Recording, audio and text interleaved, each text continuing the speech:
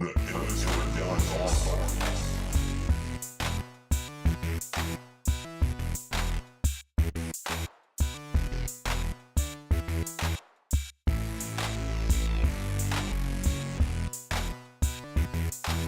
chick over there, she a MOB.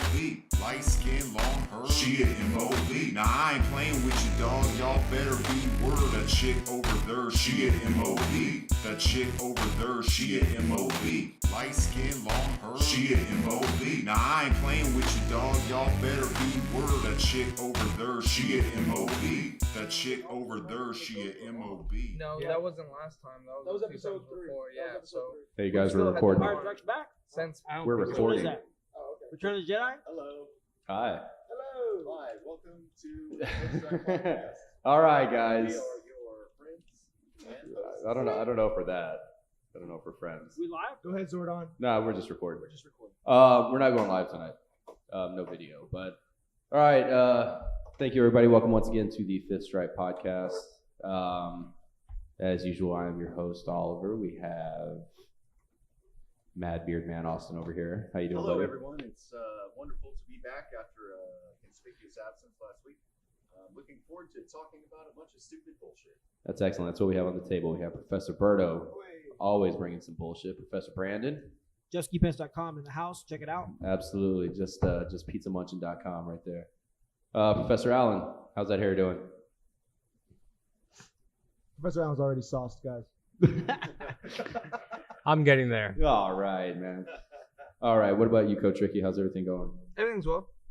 Well, that was, Everything's well. Everything is good. that was very descriptive. What are you, a fucking English major? Everything's well? Well, the difference between good and well is that one is one is an adjective. Get the fuck out of here. All right, what's next, Get the Oliver? What's fuck next, outta Oliver? Let's here. cut this dude out. Get Get the the fuck fuck out outta of here. This Zordon dude. Oliver. You know Zordon what I'm Oliver, talking about. please.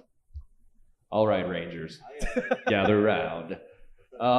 Remember, they may not hear Yeah. you as Zordon. I So, still yeah. hope that echo comes. So if you guys, sorry about the joking, but here in our headphones we have I'm not sorry, man. Professor Brandon's never sorry about anything. We have an echo coming through from my mic, so if you get that on the podcast on the feed, that's great. Just play along. Just giggle with us. Yeah, pretend like we're just a bunch of Power Rangers and Zordons. Having Or some he's fun. Jesus. Or well, Oliver, say Raiden wins. Raiden wins. I say Fatality. That's good. What? In the kids' class, Yeah. Who? there's a person named Braden in one of the Oh, classes. yeah. And he just like, he triangles people. And I'm like, Braden Wins. Finish him. That was That's great. Does anyone remember the Mortal Kombat song? The techno one. That's Yeah. like, That's probably the only techno song that I like. Really? Yeah, it's Oh, great. you need to expand your techno base. That is Dude, it's horrible. great, man. That's enough. That's enough. Thank you. All right. Hey, I have a Stick to your own beats.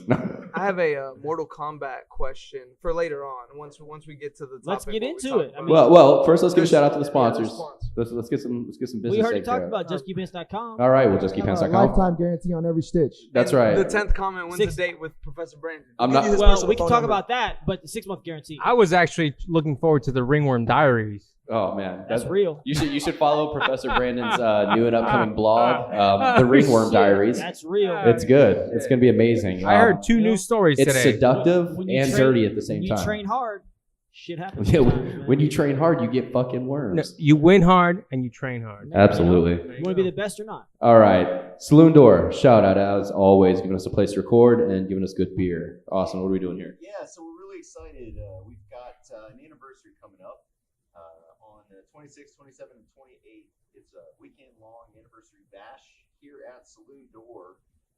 Kicking things off at noon all 3 days. We're going to have all sorts of What's up? exciting Sorry, it's Friday, beers. Saturday, Sunday, Austin? That is a Friday, a Saturday, and a Sunday. It's an excellent question, Professor Brandon. And also, wanted to give a real quick shout out on 420. Great day for this. We are relaunching Acai Express. That's Jonathan great. at Gracie Baja Webster is bringing back the notorious acai bowls that he makes. It's some of the best you've ever had. Really good. Ever. Going to have Professor Draculino approved. some fantastic toppings. We're going to do it here at the Saloon Door. That's 7 p.m. on 420. And he's going to bring enough for 150 bowls, and we expect to sell out in like the first hour. So Austin, is he going to be here on a regular basis doing that, or? Well, so that's my hope, right? So we're calling this a beta testing, right? Okay. So we're gonna try it out. Right now, Saloon Door doesn't have a vested financial in this interest in this at all. Yeah. Right. This is just we providing a space and a kitchen, and he's gonna do his thing. I've talked to him about it. I'm really excited about the. He's picture. good at it, man. Yeah, He really is. I love the idea of people coming in and buying a beer and an acai bowl. But at this time, the level of crossover between those two products is untested. Yeah. So usually what we like to do is we like to check it out. And, and maybe he does great, but they're not really buying the beers, or maybe they come in and they're doing both, or maybe they come in. I mean, there's a lot of different ways it can go. If it is successful, I have talked premature talks with him about our preliminary talks with him about maybe making it a regular sort of a thing. But as it stands, this is a one-off deal with a potential to be a more often deal. Just one quick side note about Crew Jonathan's acai bowls. He had a shop back in the day, a few years back. Yep. He did not open it as an acai place. However, that's what it turned into. It became his bestseller. So I talked to him and I said, hey, now there's a few other places locally here that do acai bowls. Yeah. I was like, that wasn't here before. What do you think about having this competition? He just laughed and he said, they're going to show their inferiority to me by themselves without me having to do anything. People will see how much better I am. That sounds like the most Jonathan of quotes. That's the most Jonathan thing ever. So speaketh Zordon. But you know what? He delivers results. So by the way, so for everyone that This is gonna be amazing tonight. So for everyone that doesn't know what acai is, right? Because there's people out there that don't know what Brazilian acai is. superfood. So it's a superfood. It's a berry. It's something that's it's grown in the Amazon in South America and Brazil. So just a quick side note. Well, South America and Brazil. Sorry, earlier, Coach Ricky and I were YouTubing some football highlights, and I told him to type in Barry Sanders, and he typed in Berry Sanders. I think he had and I was like, an acai bowl. that's not a person. That's like a fruit. That is a fruit. And he goes, are you sure? And I said, yes. Anyways, Professor Al, He's go like, ahead. yes, I'm a biology major. Go ahead. Yeah, he's a writer, ladies and gentlemen. But it is a berry. Not Barry, but Berry. I mean, it could be. Sorry. Look, hey, somebody could have named it. name your berries, man. They know they're alive. They're sentient. But also, people name their kids all sorts of weird things, like different. Okay, have you ever met someone named Barry? Yes. Berry. Yes. I don't believe you. That's a lie. No, You're just trying to yeah, that's true. I thought you get the fuck You out. guys know some Hold up. weird people. Austin's raising his hand over here, but being an entertainment lawyer, was that their stage name or Raspberry. like Mercedes? Oh my god. Oh, Brandon Bear. That's a last name. You didn't specify. Well, I apologize. don't argue with the lawyer. It was implied. Don't argue with the lawyer. I'm talking about the first name. Your Honor, he did not specify. All right, guys. Look, we'll get back to Barry. I'm not calling you Your Honor. Let's get some more shout outs to our sponsors. I'll just tell you that right now. Give a shout out to Hosanna Rule at iRule Designs, always helping us out with our graphics and getting our logos and everything going. 2014. High quality photos. High quality photos as I well saw some of the indeed. photos from the last Third Coast event. She really knows what she's doing. Absolutely, man. They were great. She's great. She's a bit of a little cutie pie as well. Oh, yeah? She's been attractive. Oh, yeah. High quality, professional, she got a- professional, high quality pictures. Should we Great shot. What about matchmake or? Yeah, I don't. Let's not. Look, I don't know her let's status. Move on. Let's move on. Hosanna, if you have a man, I'm going to be honest with you. Send him our apologies. We're just joking here.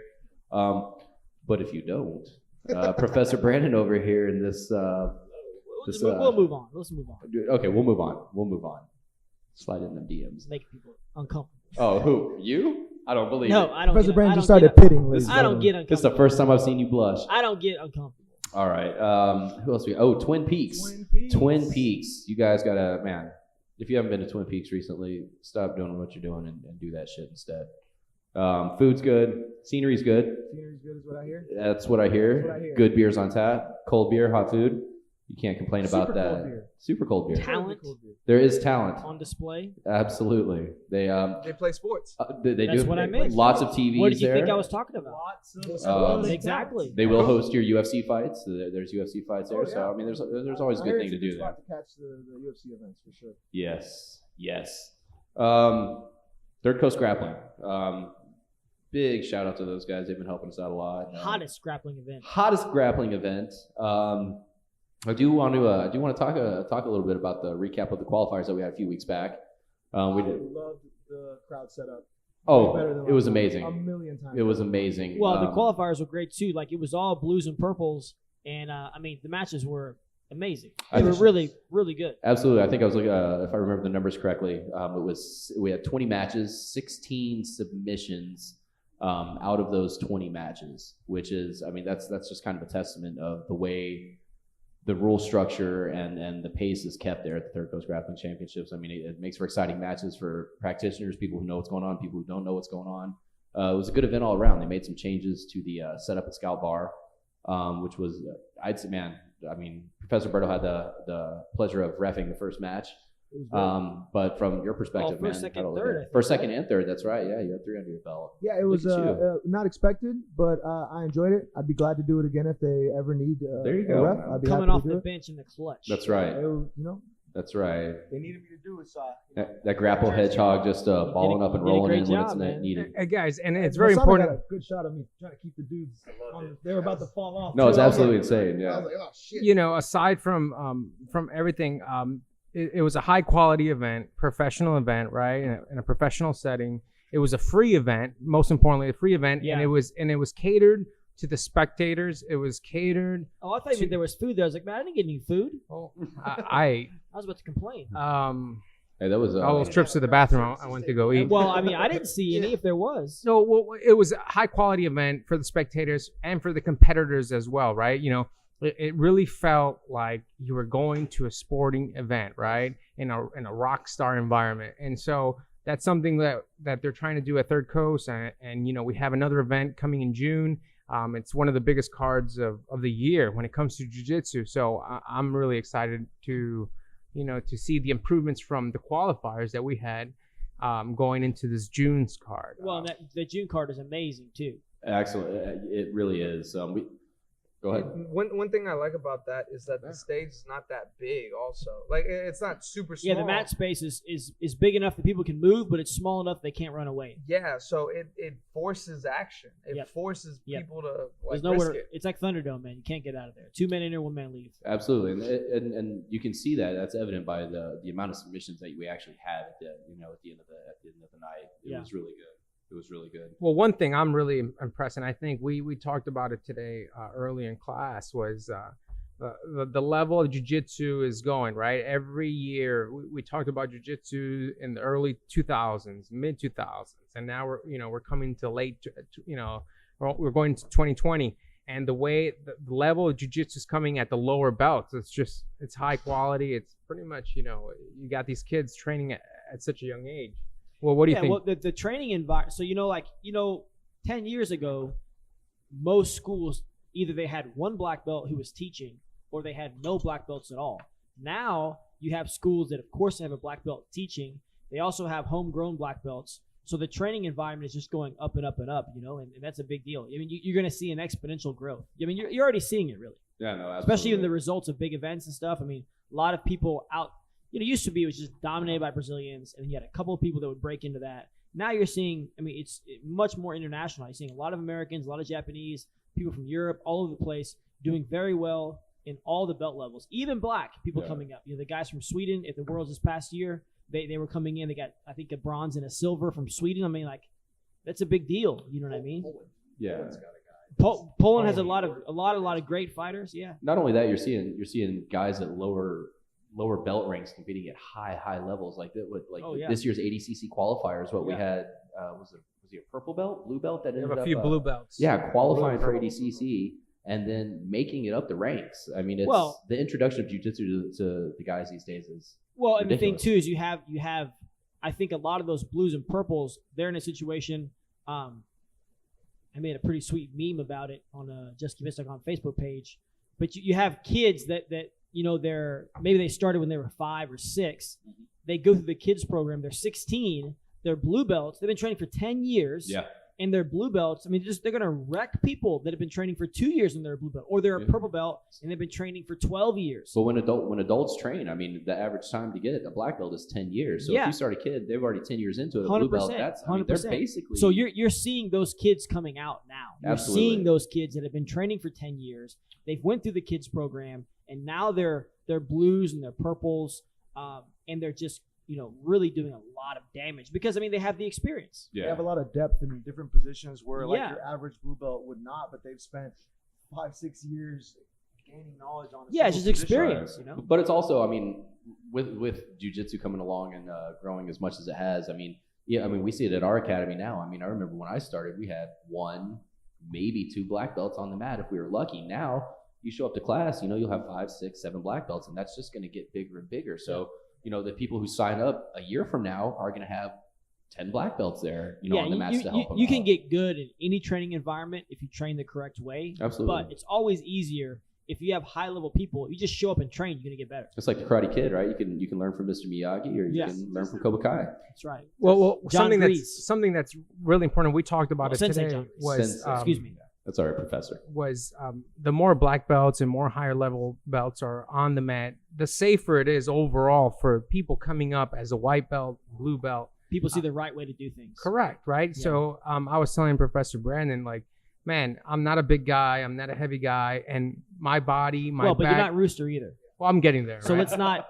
It's on our way. I agree. You're not very big, but we're you're on our way. definitely Cheers. light feather. But you're big enough. Well, but what I mean is this: like, I feel like my body doesn't feel great, right? There's days that I can train, and there's days. Yeah, but you don't have like serious injuries, Professor. Not you serious. don't have herniated discs in your back or your neck. You're actually way more well off than a lot of people. I cannot twist, right?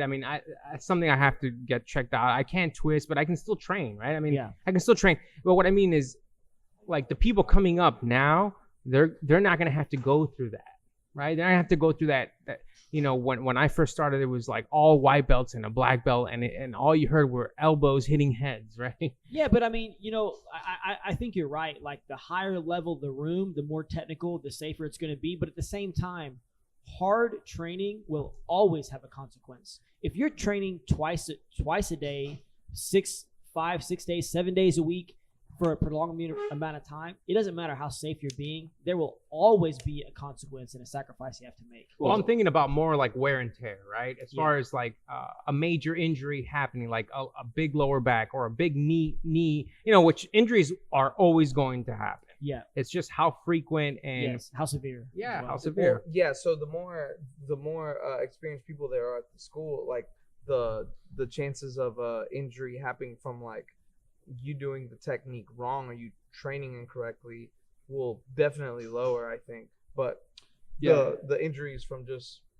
regular training will still happen. Today I was training with Professor Brandon and my pinky got bent back in a weird way. Whoa, why'd you do that, Professor? That was actually a wrist lock attempt with my leg. And because I'm a gentleman, after Coach Ricky tapped, I let the match continue. I didn't like mean to sound like accusatory if I was trying. Well, you did. Don't ever apologize for being you, Coach Ricky. You did. It just it just bent my pinky back. Right. That's a very. He small has example. his pinky in a splint. No, my pinky's fine. But if my pinky would have broken, like that's not from us training correctly. Yeah, that would have just been from us. Freak deal. Yeah, that's just a normal thing. A funny dynamic from the student side that I hear now frequently, because we were speaking about like 10 years ago or so, there might be one black belt at an academy. Yeah. Maybe he'll be a brown belt. Most of the time, like a purple was teaching class. Yeah, 10 years ago, just to have a black belt coach is a pretty big deal. Yeah, it's a big deal. So it's funny now what I hear, because we have on average 6 to 10 black belts on the mat, for a class, especially an advanced class. Yeah, normally. And whenever we're doing kind of King of the Hill style training, winner stays in. Yep. I can hear the white belts being like, man, there's nothing but black belts and brown belts out there. Like, I'm never gonna get to stay out there. And I was like, when I started, if a brown belt walked into your academy, you were just like, holy shit. Yeah. Look at that. What Yeah. the fuck? You don't complain. It was like a unicorn, bro. Like seeing a third degree black belt like Professor was when he first came over was unheard of, at least in this area for that time. Well, and also too, like, nobody likes to lose. I understand that. No, I understand where they're coming from, but at the same time, like, that sort of situation, like, there is a hierarchy in jiu-jitsu, and like that's a good thing. It leads people out. It's a good thing, and like it's not that they'll never get out there. They will eventually. You know what I mean? And when they do get out there eventually, it's going to mean even more to them than just kind of always being out there. They got to work up to it. You got to get beat up for 2-3 years, and then you finally start getting in there. You beat somebody, you get in the middle, and that's a big deal. You know? Absolutely. And like, if I could give some advice to these white belts, just do your best. Right? Yeah. Do your best. Don't second guess yourself. Don't second guess yourself. Right. Do your best. Don't spaz out, like Professor Allen would like to say. And yeah, do your best. Oh, hey guys, I think we still might have a couple more sponsors left. I think. Man. Did we talk about just Coach Ricky came out of left field with this, ladies and gentlemen. Always free shipping, 6-month guarantee. Oh, never we got mind. white, we got blue, we got black. We definitely Talk about pants, people. Let's relax, okay? We covered We everything. covered Okay. Hey, everybody. wait, hold on. So if I want to get tights, what do I do? JustGameS.com. Oh shit! Hey, I think this might be a good time for you guys to try my treat that I brought for everybody. Oh yeah. What is it? Can I do that? What'd you bring for us, Professor Bird? I What do you brought got a here? beer for you guys. Oh, So really? this is a beer that I like a lot. It's not. You've had it before? You've had I've it? had it before. It's not a common type of beer. Sounds disgusting. It's called Pickle Fucker. It's pickle beer. Pickle beer. I will be right back. Is it a, Guys, is hey, it a no, sour? hey guys, no. I'm gonna tell a quick story real quick. I went to HEB and I saw a dill pickle hot sauce. Coach, we talked about what you're gonna do for the. You're supposed to talk to yourself in Look, third person. Look, Coach Ricky don't play that. Coach Ricky went to the store. Coach Ricky went to the store at Okay. HEB. Yes. And saw a Coach dill Ricky. pickle hot sauce. And in a dream. no, it was. Hang on. Tell this It was story. in This is real amazing. life. So no. Start over from the Did beginning. you dream This is- about this? this in is Pickle amazing. Fucker? Oh, No, is that what it the first time I saw it, and I guarantee I saw it, it was at HEB. Right, a I few think months later, I had like a dream about it. Right, because I remember I didn't get it. I was like, oh, okay, dill pickle hot sauce. That sounds weird. So either way, I come back to the store after I have this dream. Coach right? Ricky has a dream. It's not there. The dream's about the dill pickle hot sauce. So the dill pickle hot sauce is not there, right? The same hot sauces are there, but just this one is not there. And so I started looking all around the store. I go back for weeks. I even checked their. There's only one place you can find that dill pickle hot sauce. You know where it is? No. In your brain. So You created Shit it. don't exist. I look up the company and You pre-visioned it. they never made a dill pickle hot sauce. That's what I'm telling you, man. It's called Humble House. You fucked yourself. This is called fate, dude. You lied to yourself. You built this You are fucking destined to pickle become salsa or a hot sauce I mean, I just connoisseur. Googled dill pickle hot sauce, and there's like 50 companies. 50 Whoa. companies. But it was Missing it was out. Humble House. That's not one. So we're not saying you're wrong, but not this time, Coach. Not this time. That looks Dude, I champagne. swear I Yeah, saw it. This That beer looks champagne-y, doesn't man. look appetizing. It looks like watered down urine. It has. It looks. If I make dill pickle hot sauce, it might be a little too hot. It kind for, of looks uh, like something for Bear Professor- Grylls would Alright. enjoy on a Okay, warm so day. If this okay, If so we if so before- just so we should know, Coach Ricky, we train on Sunday mornings many times. We have for many years, and sometimes we meet up and then we end up going. We have breakfast instead. If we're not feeling well, we're tired. We're like, you know what? Let's skip the training and go have some breakfast.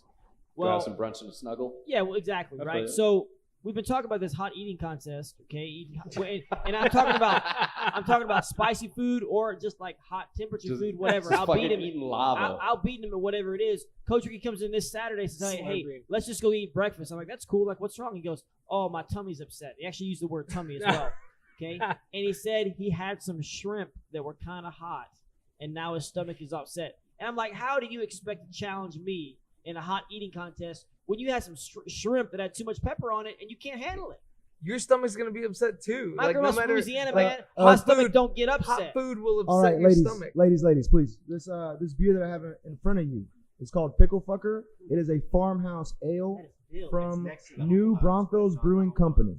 Oh, All man, right. I can't. The NBBC. It is a Berliner Weiss wheat ale brewed with pickle juice. It smells like an aftertaste of a McDonald's hamburger from a kid's meal. All right, everybody. Let's We're gonna cheers. drink this pickle Cheers. juice. That's pretty good. I already drank a little bit. That's Clink, clink, motherfuckers. I'm gonna pretend I ain't That's stretching. really not bad. Thank you two for coming in. Thank you. Fuck both y'all. Give me your honest opinions, guys. It is a farmhouse ale, which means it has like wild yeast in it. No, I could definitely drink at least. I would. You know what? You couldn't drink too many of those, but like one of those with your dinner, that'd be nice. That's actually I really love good. this fucking beer. I would do that. And I made the mistake of opening one after working out, and I was really tired and dehydrated. I drank it tastes in very like salty. 2 seconds. Yeah, I You wasted it. It I'm went a- down. You wasted it. And it's only 3.9% alcohol, so you can have a few. That's questionable. But it might be pretty hydrating since it is pickle juice. Pickle juice is really Alan, good do you for like hydration. it? Like I said, it feels like I just went and got a Happy Meal at fucking McDonald's. But It does. at the end yeah. of the right, I see what you're saying. A little bit. but it's somewhat enjoyable. Yeah, it's not bad. It's not Here, bad. let me get another little. Well, let me get another little. I'm gonna be honest with Roberto, you. what was this called? With it being pickle fucker. Okay. With it being 3%, we should probably switch Professor Allen over to that. That's a great idea. Yeah. This is revolutionary. I'm put sorry, that out there. 3.5%. No, one day I want Professor Allen to just take like shots of straight alcohol. Dude, See how he Oh, gets on the no. mic. It'll be like 2. No. Dude. It'll be done. he's going to be face down after 3. I got a pickle story talking about pickle fuckers. So All right. Pickle story. back in the day when I was a wee lad, we may have been in America. I may have been in England. It's probably in America at this point. No, I was in America at this point. Okay, after the story, I'll make a ruling on whether it happened in America or the UK. Okay. Based So I on was the- definitely in England, and as this bald eagle flew by with the Confederate flag Shit. waving out of its anus and shooting shotgun shells seen saying MAGA, it was a beautiful English day as usual, gray as fuck. No, I was probably in America because I was walking at this point. So woke up one morning. He's like, I had my mom- McDonald's. Yeah, the first time I had McDonald's, it was great. It tasted like beer. My mom came, woke me up out of the bedroom, and I was covered in a full body rash, like head to toe, red, hives all over the place. Like looked like I'd contracted something super infectious. Probably Maybe ringworm. ringworm. No. Were you hanging out with Professor Brandon? Me and Brandon weren't friends at that point. He hadn't accepted my friend request on Facebook. But I regret that moment every day of my since then. well, you know I what? regret Just it. a little bit of cream will get rid of that regret. I'm assuming you're talking about the ringworm. I've regretted it since that day. You know what? I'm a gift to your life. Just accept it. Anyway, so woke up. Basically, what had happened is I snuck my ass down in the middle of the night, opened up the fridge, and we had one of those Sam's Club bottles of dill pickles. And that shit was dry as a fucking bone, filled with pickles and no juice. I woke up at like 2 in the morning, walked downstairs and drank the whole bottle of fucking pickle juice, and I broke out in a fucking rash. And you would think I would never eat pickles again, but I love those motherfuckers. Those things are so good. Pickles are amazing. So was this a dill pickle or a sweet pickle? It was a pickle. It was a dill pickle. I mean, He's like, it's long, Bro, and yeah. it's fucking. it was long and green. It was long, green, No, and Have you had those and spicy dill pickles? I eat it without biting. dude. This was England. Those are good. Yeah, they those, have, those like, are garlic good. and onion in there Yeah, and you can stuff, get too. man. You used to be able to get those at the You can get baseball those at fields, H-E-B, man. I Like think. the big like H-E-B has fucking the palm-sized dill pickles. but they have like garlic and onion Yeah, and yeah. other stuff in them. It really Flossic? Is that the brand? Vlasic. Vlasic. It sounds so much like flaccid. Flaccid. I think Flaccid Pickle Company would be an amazing pickle Yeah, but company. they have a spicy pickle that's really good. Yeah, for sure. I honestly like bread and butter pickles. I'm a sweet pickle type of dude. I like sweet pickles. Yeah, they're good on Yuck. sandwiches. Yeah, disgusting. Yeah.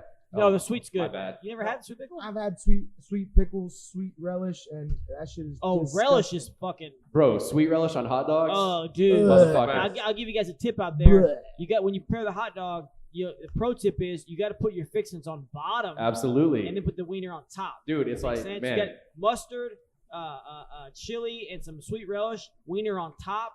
Bam! You're set Dude, to it's go. What's perfect. wrong with just relish? Why do you have to make it sweet and gross? Because it's better. That's It why. is. No, it's It's not. absolutely It's better. better. No, that is the best way to make a hot dog. You want Yeah, that's fucking it. bare Just a wiener whole pickle, like and then all slices the of good from pickle. under. That's No, what- That's how And the it's called a Chicago hot wiener dog too. It's is. not called a frankfurter. It's a No, wiener. it's a fucking wiener. Instead of a wiener, put a pickle.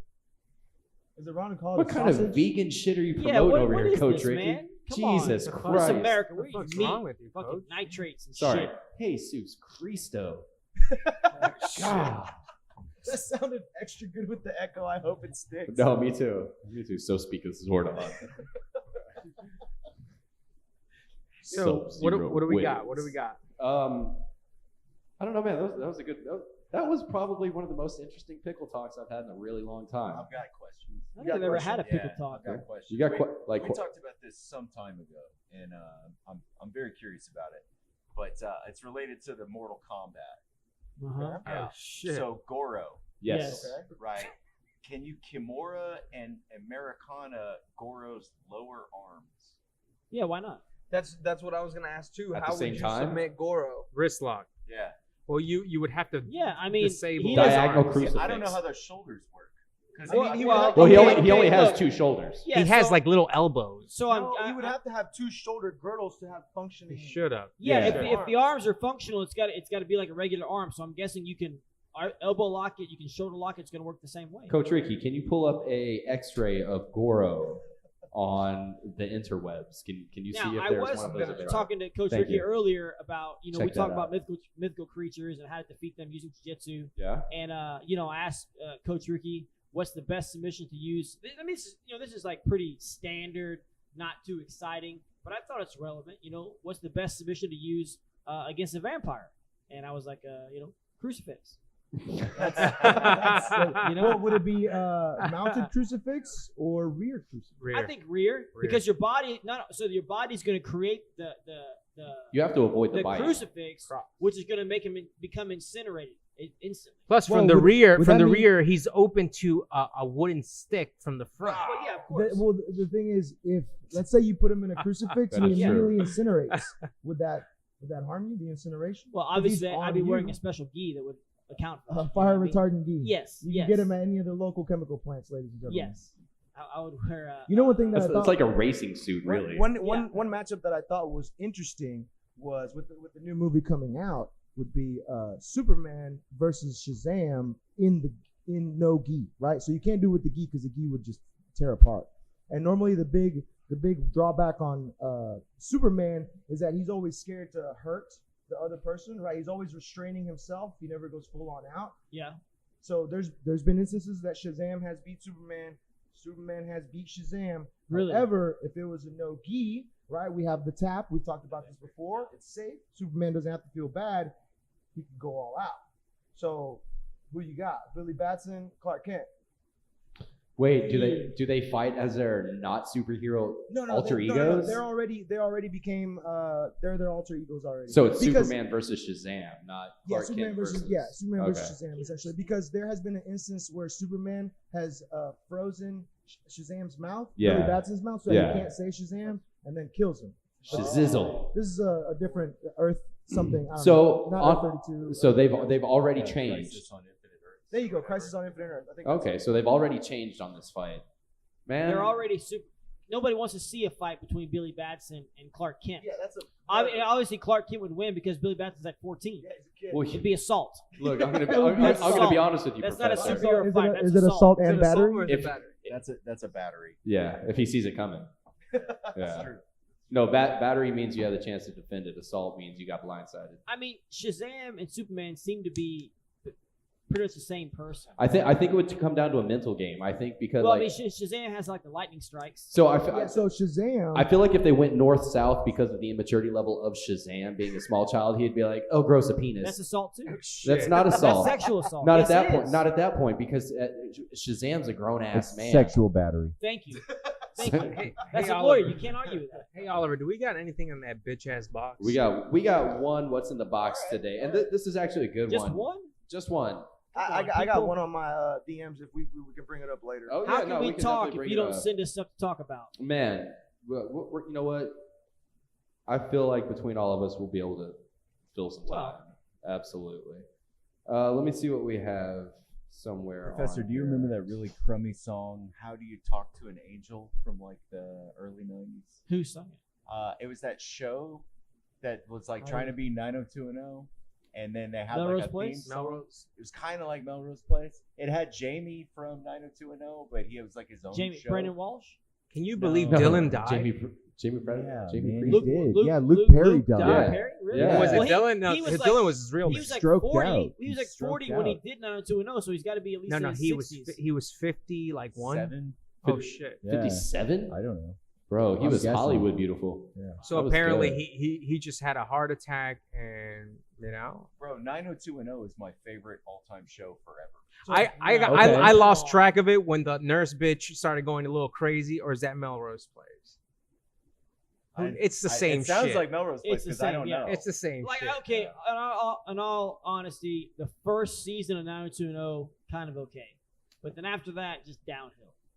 I tuned out. I mean, yeah. Once we all got done jerking off to all these new girls on TV, we're like, Oh, I'm done with that shit. whoa. I'm done with that I've shit. never- Who was Yeah, the who's the I don't brunette? know Who's what the he's brunette? talking Shannon Doherty. Shannon Doherty. I was about that. Yeah. I was about that. Bro, Tiffany Amber Thiessen. Yeah, but No. she wasn't. Tori You know what? Spelling Kelly before she Kapowski. became Yeah, crazy. I thought Later Tori into Spelling it. was good looking. Everyone dogged on her. I was down with Tori She Spelling had too. like a giant cavern between her breasts. Who does? Tori Spelling. Yeah, but That's that's because at a they were later date. Like, That's because they were dude, fake. she's got a gap so big. Sean White would do like a corkscrew 720 across him and win the Well, X but Games. she That's a- wasn't. that's a snowboarding Everyone joke. said she was ugly, and I was Thank like, you. she ain't that You know bad. who I hated? The older bitch, the one that fucking 90210. She looked like a Yeah. fucking Coach penguin. Ricky, can you help me bring You know this what shit to I'm this saying? century, please? She I don't know was what so they're talking fucking about. annoying, man. So, What's in the box? What's in the What's in box? that box? All right. What's in that box? What's in the box? All right. This is from JL. Good listeners, always commenting and giving us likes on Facebook. So thank you, Okay. JL, for the support. Blah, blah, blah, blah, blah, blah, blah. Yeah, last middle name Jared. So, have you ever trained with, or how would you go about training with someone that is missing a hand or both, or missing an arm or even a leg? Train normally. Keep up the badassery. Y'all's number one stalker. Thank you, JL. Thank you, We'll accept JL. that at that point. Well, you're in luck because you actually have a group of people who are actually familiar with that. We have some very high-level students at our academy that are combat vets that have actually come to train. We have a double amputee of the legs, who is one of the toughest, strongest, Yeah, very and good. very technical Very good. people that I've ever had the pleasure of rolling with. We also have another combat vet who is a single leg amputee, who again is amazing. Explosive. Very explosive, very technical. As far as go ahead, Coach and we've Ricky. had other people come through the gym with other Yep. like missing parts. There was a 10-year-old kid who did Muay Thai who was missing a hand. Absolutely, yeah, that's and right. there was also There's a guy girl that came in that was missing like a forearm, like her lower arm, Oh yeah, Yeah, no, that's yeah. right. for a little while. And there was also a guy who Had was in like half his some foot. accident. Yeah, there's a guy who without half his foot, but there's a guy who also this was when I was a white belt. He couldn't bend his leg. He couldn't bend his Mhm. leg. I remember that. Ooh, I remember You're right. that. So remember that like guy, yeah. even though he wasn't missing a limb, that's still like he had screws and like Yeah. bars and plates put in place to where he couldn't bend his leg and- ever. And guys, remember, Tackett in the first round at the qualifiers at Yeah. Third Coast went against a gentleman Absolutely. who didn't have a leg, right? Absolutely, And he was a did single-leg great. amputee, yes. You know, I would bet my money on that guy against any untrained person Oh, trying to do absolutely. any No, that- damage on a self-defense. Well, That's the I- thing, and this is something that Professor Brandon has said, Yeah. and Professor Dracolino. They are way more used to training That's Yes. right. with that body That's Yes. than you are used to dealing with people with that body. Mhm. That's right. So you don't need to like take it easy on them. Absolutely Just train not. normal. Yeah, train normal. It would be offensive if you didn't. you know? should train normally and appropriately with everybody. You know what I Right. mean, like so I think you shouldn't like repeatedly. Okay, so if somebody is, missing an arm or a leg, eventually you're gonna find out they cannot defend certain things. They just can't. Like if you put someone in an arm lock, they're not going to be able to kind of make the figure four with the arms, or if you put someone in a leg lock, they can't make the figure four with the legs. So I would suggest there's no reason to repeatedly put that on them over and over and over. Right. You'd be doing yourself a disservice too. Well, when you're yeah, training. it just doesn't. No one gets anything out of that. Absolutely. But outside of that one particular thing, train normally. Yeah. You don't have to let them win. You can still beat them, Mhm. but maybe not just attack like that weakness. deficit. Oh, yeah, over and over and over. So and it's over. like saying if someone has one leg, you knee slice to that side, right? Well, no. Yeah, the yeah, funny you thing know. is, we have our one of our guys who is a single leg amputee. Correct. You have to pass to the leg side because he will always swing his hips underneath you. yeah. Because he has that Well, mobility, and it's so like- that limits your passing game Yeah. as well. So like John, he's missing both of his legs. Right. Okay, so if you put him in spider guard, there's not much he can do. He can't really. It's very hard for him to kind of disengage out of that. Right. So you know what? Don't do spider guard. Play butterfly. Play close guard. Those things are hard enough. So don't maybe go for the one thing that's going to be hard for you to defend. Other than that, just train normal. And As Professor Berto it gives yourself an opportunity Yeah. to train other things, said. right? Everybody gets better. Yeah, and Absolutely. it gives him the opportunity to what he's gonna see in a real life situation, right? Because being an amputee, double amputee, whatever the fuck, people out there, if it is a self-defense situation, you know, they see a lot of these people as weak, as somebody who Like an easy mark. someone who I'm going to bully, right? Just like when you're the new kid in school, or you can't speak a certain language, or you can't fucking whatever the fuck, right? You're left-handed, right? Well, what I'm Those saying, people are fucking weird. hey, well, you know, it is what it is. But what I'm saying is, you're a mark. You're suspect to being bullied, and hey, I wouldn't want to bully one of these guys. No, right? I would like to see somebody try on either of those cats. They're Yeah. tough cats. No, you're gonna give yourself a hell of a time trying to do that. It's funny because in the nogi, in our nogi classes, we were a little bit more Senkimono. free on the reins when it comes to leg locks, right? So professor would be like, all right, guys, you know, this and this and this and this is legal. And so I just look at John and I'm like, you ain't got to worry about any of that. So you can attack as much as you want. Guys, feel free to go leg lock Heel crazy hook. on John. Yeah, his legs are over there on the side by the bleachers. Go Oh, for it. man. And you know what though, like what Professor Allen was saying, you know, someone coming in and actually like trying on them. There are people that come to the gym to visit and they get to roll with some of these amputees, and that whenever they first like see themselves rolling with them, they're a little hesitant, like a little unaware of what to do. Yeah. And then they get wrecked. They get wrecked. Yeah. great. Yeah. It's like when people first get into the advanced classes, and then they go up against some of our high level brown belt girls, and they're like, oh, or just any of our girls, Yeah. because they're all very technical. Yeah, and or good at even their some of the level. teens. Yeah. Yeah, I've seen many people missing an arm, missing a leg. I mean, wrecking people in tournaments. I've seen it many times, and like you got to respect everybody, man. Jiu-jitsu works. Yeah, and the kid who did Muay Thai without the hand, his punch had a lot of power behind it. Yeah, His it just right. Well, he did not have a hand. He had the same thing that He had a Jean-Jacques- wrist. No, he had the same thing that Jean-Jacques. It was the thing he was born like that. He did have like a Yeah, but he didn't Yeah. have any fingers. yeah, exactly. He Yeah. had Didn't like have a any palm and a back of the hand. Yeah, it was like a little bit past the wrist. Yes, but yeah. that was it. I'm sure that's calcified, and I'm sure there's like, yeah, I always wanted to you could ask really him, strike. like, can he hit? Does it course. hurt if he punches with that? Yes, it No, felt like two just long bones coming at you. Ouch. He still trains, by the way. Not with us, but I'm happy he's still training. That's good. Good guy. That's good. Well, that's all we had for what's in the box. You want me to tell you the today. one that people ask me?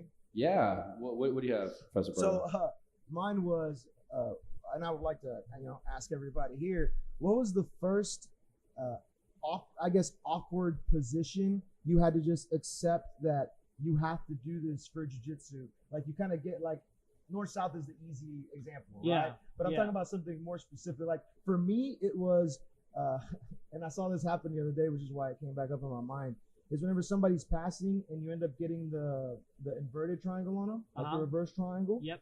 And so to defend, they step over your body. Yep. So pretty much it's They sit on your face. ass in your face. Yeah. Professor Berto, the question is like what position or what time? Like the story or Yeah, just the like position? like the story. When did you realize that like, fuck, this is a weird position, but I gotta get used to it because we're fighting? For Well, me, I- it was I- that like- step over and they're like kind of sitting Yeah, on I your mean, for face. me, I'm just gonna say that I'm not gonna say a position, but just I think realizing that you were gonna, and I think we've mentioned this on previous episodes, but like realizing that you're gonna get people's sweat in your eye, in your mouth. You're gonna get people's hair in your eye, in your mouth, in your ear, and just realizing that, like, you know what? That's what you have. That's gonna happen. Get over it. You're gonna get that stuff all over you. And if you want to get good, you just got to go through that. Yeah. You So know when what I did you when did that moment happen? for Eighth you? grade when I started wrestling, and you know what? Wearing a singlet too. That was You know what I mean? that was kind Did of you have to awkward wear at a the singlet to beginning. practice? Like No, every you didn't have practice to wear a had singlet to practice. But so when I was in eighth grade, I moved to a new school. I moved from Texas to Oklahoma. I went to a new school, and my dad forced me to wrestle. Like literally, there was a lot of crying and politicking with my mom, but I had to do it, right? And then I liked it after a pretty short amount, I don't know, 2 weeks or something. I liked it, but then maybe second or third dual meet was a home meet at our school. I did not know anybody, and I was so skinny and little. I think I weighed 75 pounds, and the singlet didn't even fit me. It wasn't even tight. It was like loose on me. You had a baggy singlet? Yes. So not only was I like the new kid at the school, which is always kind of awkward, I had to get out and wrestle in this singlet in front of the whole school. You know, so just like getting over that fact of like having to wear that uniform to be able to wrestle, you got to come to grips with that really, really fast. Like, you know what? If I like wrestling, I have to be okay with wearing a singlet which looks like a woman's bathing suit. I had the same feeling when I wrestled. I'll get to my jiu-jitsu one, but kind of continuing with the wrestling thing. I remember one of the most awkward things that I ever did. It was 7th grade when I was wrestling, and wrestled all season. Everything was fine. It came to a match at the end of the year, and I had to wrestle a girl for the first time. Oh, I dodged that bullet. I never had to do that. I never had to do that. I know many people that have. I never had to do that. It was, and this wasn't like, hey, I'm a girl, I want to try the wrestling team. She's like, hey, I'm a girl, I really want to try the wrestling team. Wrestler. Right. Yeah, she's a wrestler. Dude, she got complimented on her technique and her mustache. It was amazing. It was well groomed, curled at the edges. In junior high, amazing. But it was horrible because we had, when high school wrestling, you start on the ground. Someone goes down all fours. Elbow. Well, if you go out of bounds, you start, or the period ends, you get in referee position. Yeah, well, I'm talking about starting the match. And you start on your feet, though. No. We started down on, like, this was. Down where? All fours, man. All shit. fours. Yes. From the start of the match? Yes, from the That's start of the crazy. match. Why would you do that? It's the way this tournament was set up. It Okay, was awkward. It was a very awkward tournament. But I went up against this girl, and she drew bottom. So she went down there. Naturally. All fours, and I was like, because one of my main grips, you're there, belly, go between the legs. Finger on the belly button. Right, absolutely. I was very hesitant. Were you hover hands? Dude, so I had a very decent season. You kept going for a grip. No, I was going for good matches. Like my matches were going really well throughout the season. I was doing good, one more than I'd lost. This shit caught me off guard. The ref blew the whistle. We went. I froze up. I didn't know where to go because typically I'd almost oil check it, and then I stopped. And she turned and she flipped me the fuck over and pinned me. She oil checked. Moral of the story: Oliver lost to a girl. Moral of the story: Great. Oliver definitely lost to a girl. Definitely lost to a girl. You got to do like Jordan Burroughs did in NCAA. He would let people escape and then shoot the double leg. That's a good point. Blast double Yeah, too. that's it. Yeah, my mind wasn't there at that age. He wasn't quite on that level in 8th grade. In 8th grade, you're At telling me in 8th grade you didn't wrestle like Jordan Burroughs? No, when I was at this age, this girl was. You didn't have gold wrestling shoes on? Well, I mean, I don't know if they were gold, but I think they were ballet flats. They were metallic. I was borrowing my sister's shoes at the brass. time. Yeah, it was good. Yeah. But no, as far as my oddest jiu-jitsu position I think I ever got into that kind of made me realize that things are going to be weird is actually what we were doing tonight, the double unders.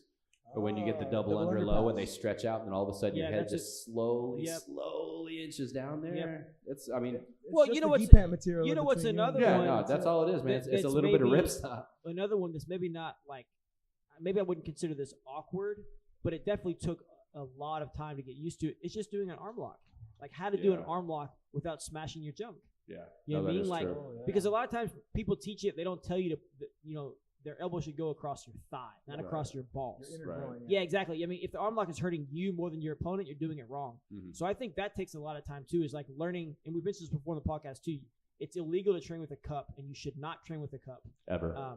So it takes a little while to learn how to apply a lot of things without smashing your nuts and your balls and stuff. Like that's actually tough. I say, for me, it wasn't a position or it was more of a situation. It was first training no gi, in a hot environment when the Valetudo shorts were in style, and bare chest. I'm talking about no shirt, no spats, tights, whatever the heck. I train in Brazil. I know what you're talking It's about. just pure Zunga. Valetudo, Zunga. no rash guard. And I remember, I'm like, this guy's whooping my ass. I'm just trying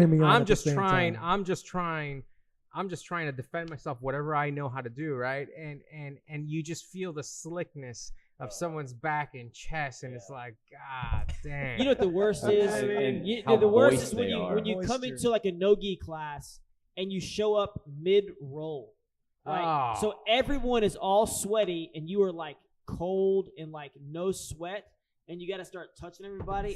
That's the worst. 10 man. seconds into Yeah. it, you're soaked and it's not you. Yeah, but Yeah. like normally, I hate when people complain about this is gross or blah blah blah, or they complain about any aspect of training. I'm like, get over it. Do you want to train or do you not want to train? Right. During training, But- right? Yeah, During training. but that is annoying and kind of gross when you show up and everyone is covered in sweat except you, and you got to get in there and start training.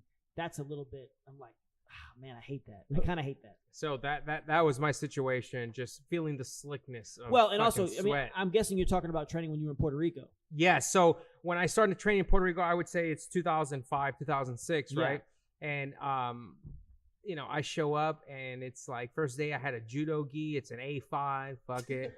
I go to the tailor. A5. It's an A5. I go to the fucking. This is when you weren't Rooster Room. No, man. No, it wasn't that. It's the only gi that I knew. They were like, you have a gi? It's just like $60. I'm like, here, take 70, bitch. You know what I mean? So Keep the change. Change. So It's only 50. Shit, give Dude, me two. if you would have paid him 60, you wouldn't have gotten that extra so I had material and that extra. I had extra the large judo, Yeah. the judo. It was a judo gi, HSU A5. brand. I have a mouth guard. I didn't boil. I just stuck it in It's my an mouth, HSU. right? Oh, that I have sucks. I had a white belt, and then so the next day is no and a gi. wife beater under the gi. Yeah, well, who knows, man? I had a cup, right? No, so I go to the next class. It's a bunch of guys in Valetudo and Puerto Rico. When it comes to jiu-jitsu, has adopted the Brazilian way of training, and that's what I was trying to talk You about. mean like Yeah. no AC? Like Well, hot? there's no AC. It's sort of like the Tijuca like tennis courts and all that. It's the same setup, right? Club.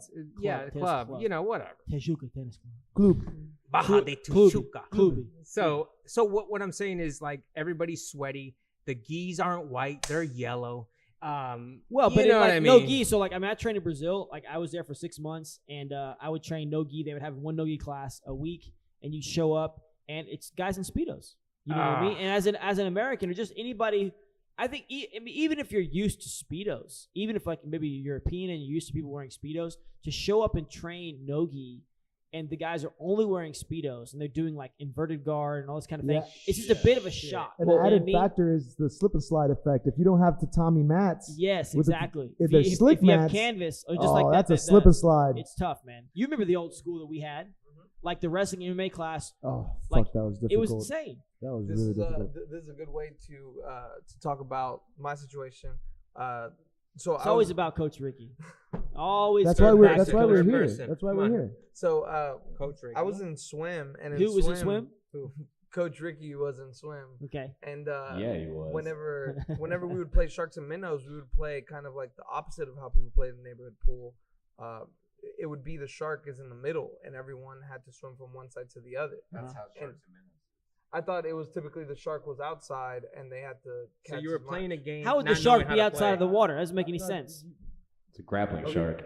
Okay, so yeah. It's a cage shark. So on the swim team, what would happen is they would all swim underneath, like they could all swim the whole length of the pool underwater. And whenever you have to bring the minnow up and tag them on the top of the head for them to be it. So because everyone can swim under the water, you kind of had to wrestle a little bit underwater to get them up, right? At least stop them. Yeah. And So you're forcing the guys up instead of forcing them down. Whoa. I'm Whoa. trying to get the rules of the So- game. Whoa. Wait, hold on. So we want to force him down? Whoa. How low? What kind of show is this? So look, Continue, whenever, Coach Ricky. Yeah, whenever He's dedicated to his story. Okay. whenever I started Who? doing this, Who? whenever Coach Ricky started doing this, like I was a little kid, so I was kind of used to grabbing on to, Anything.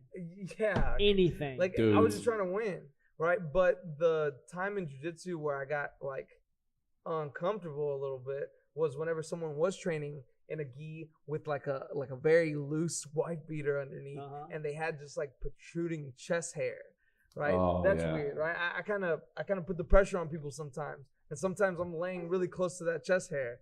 And people in high school don't have chest hair. So if you don't know, Coach Ricky has an amazing chest hair game. Now, most of the time you see a guy with chest hair, you would think he's Greek. Well, yeah, exactly. And what the thing that he has is it's very uniform. It's not too long. It's not patchy. It's not patchy at all.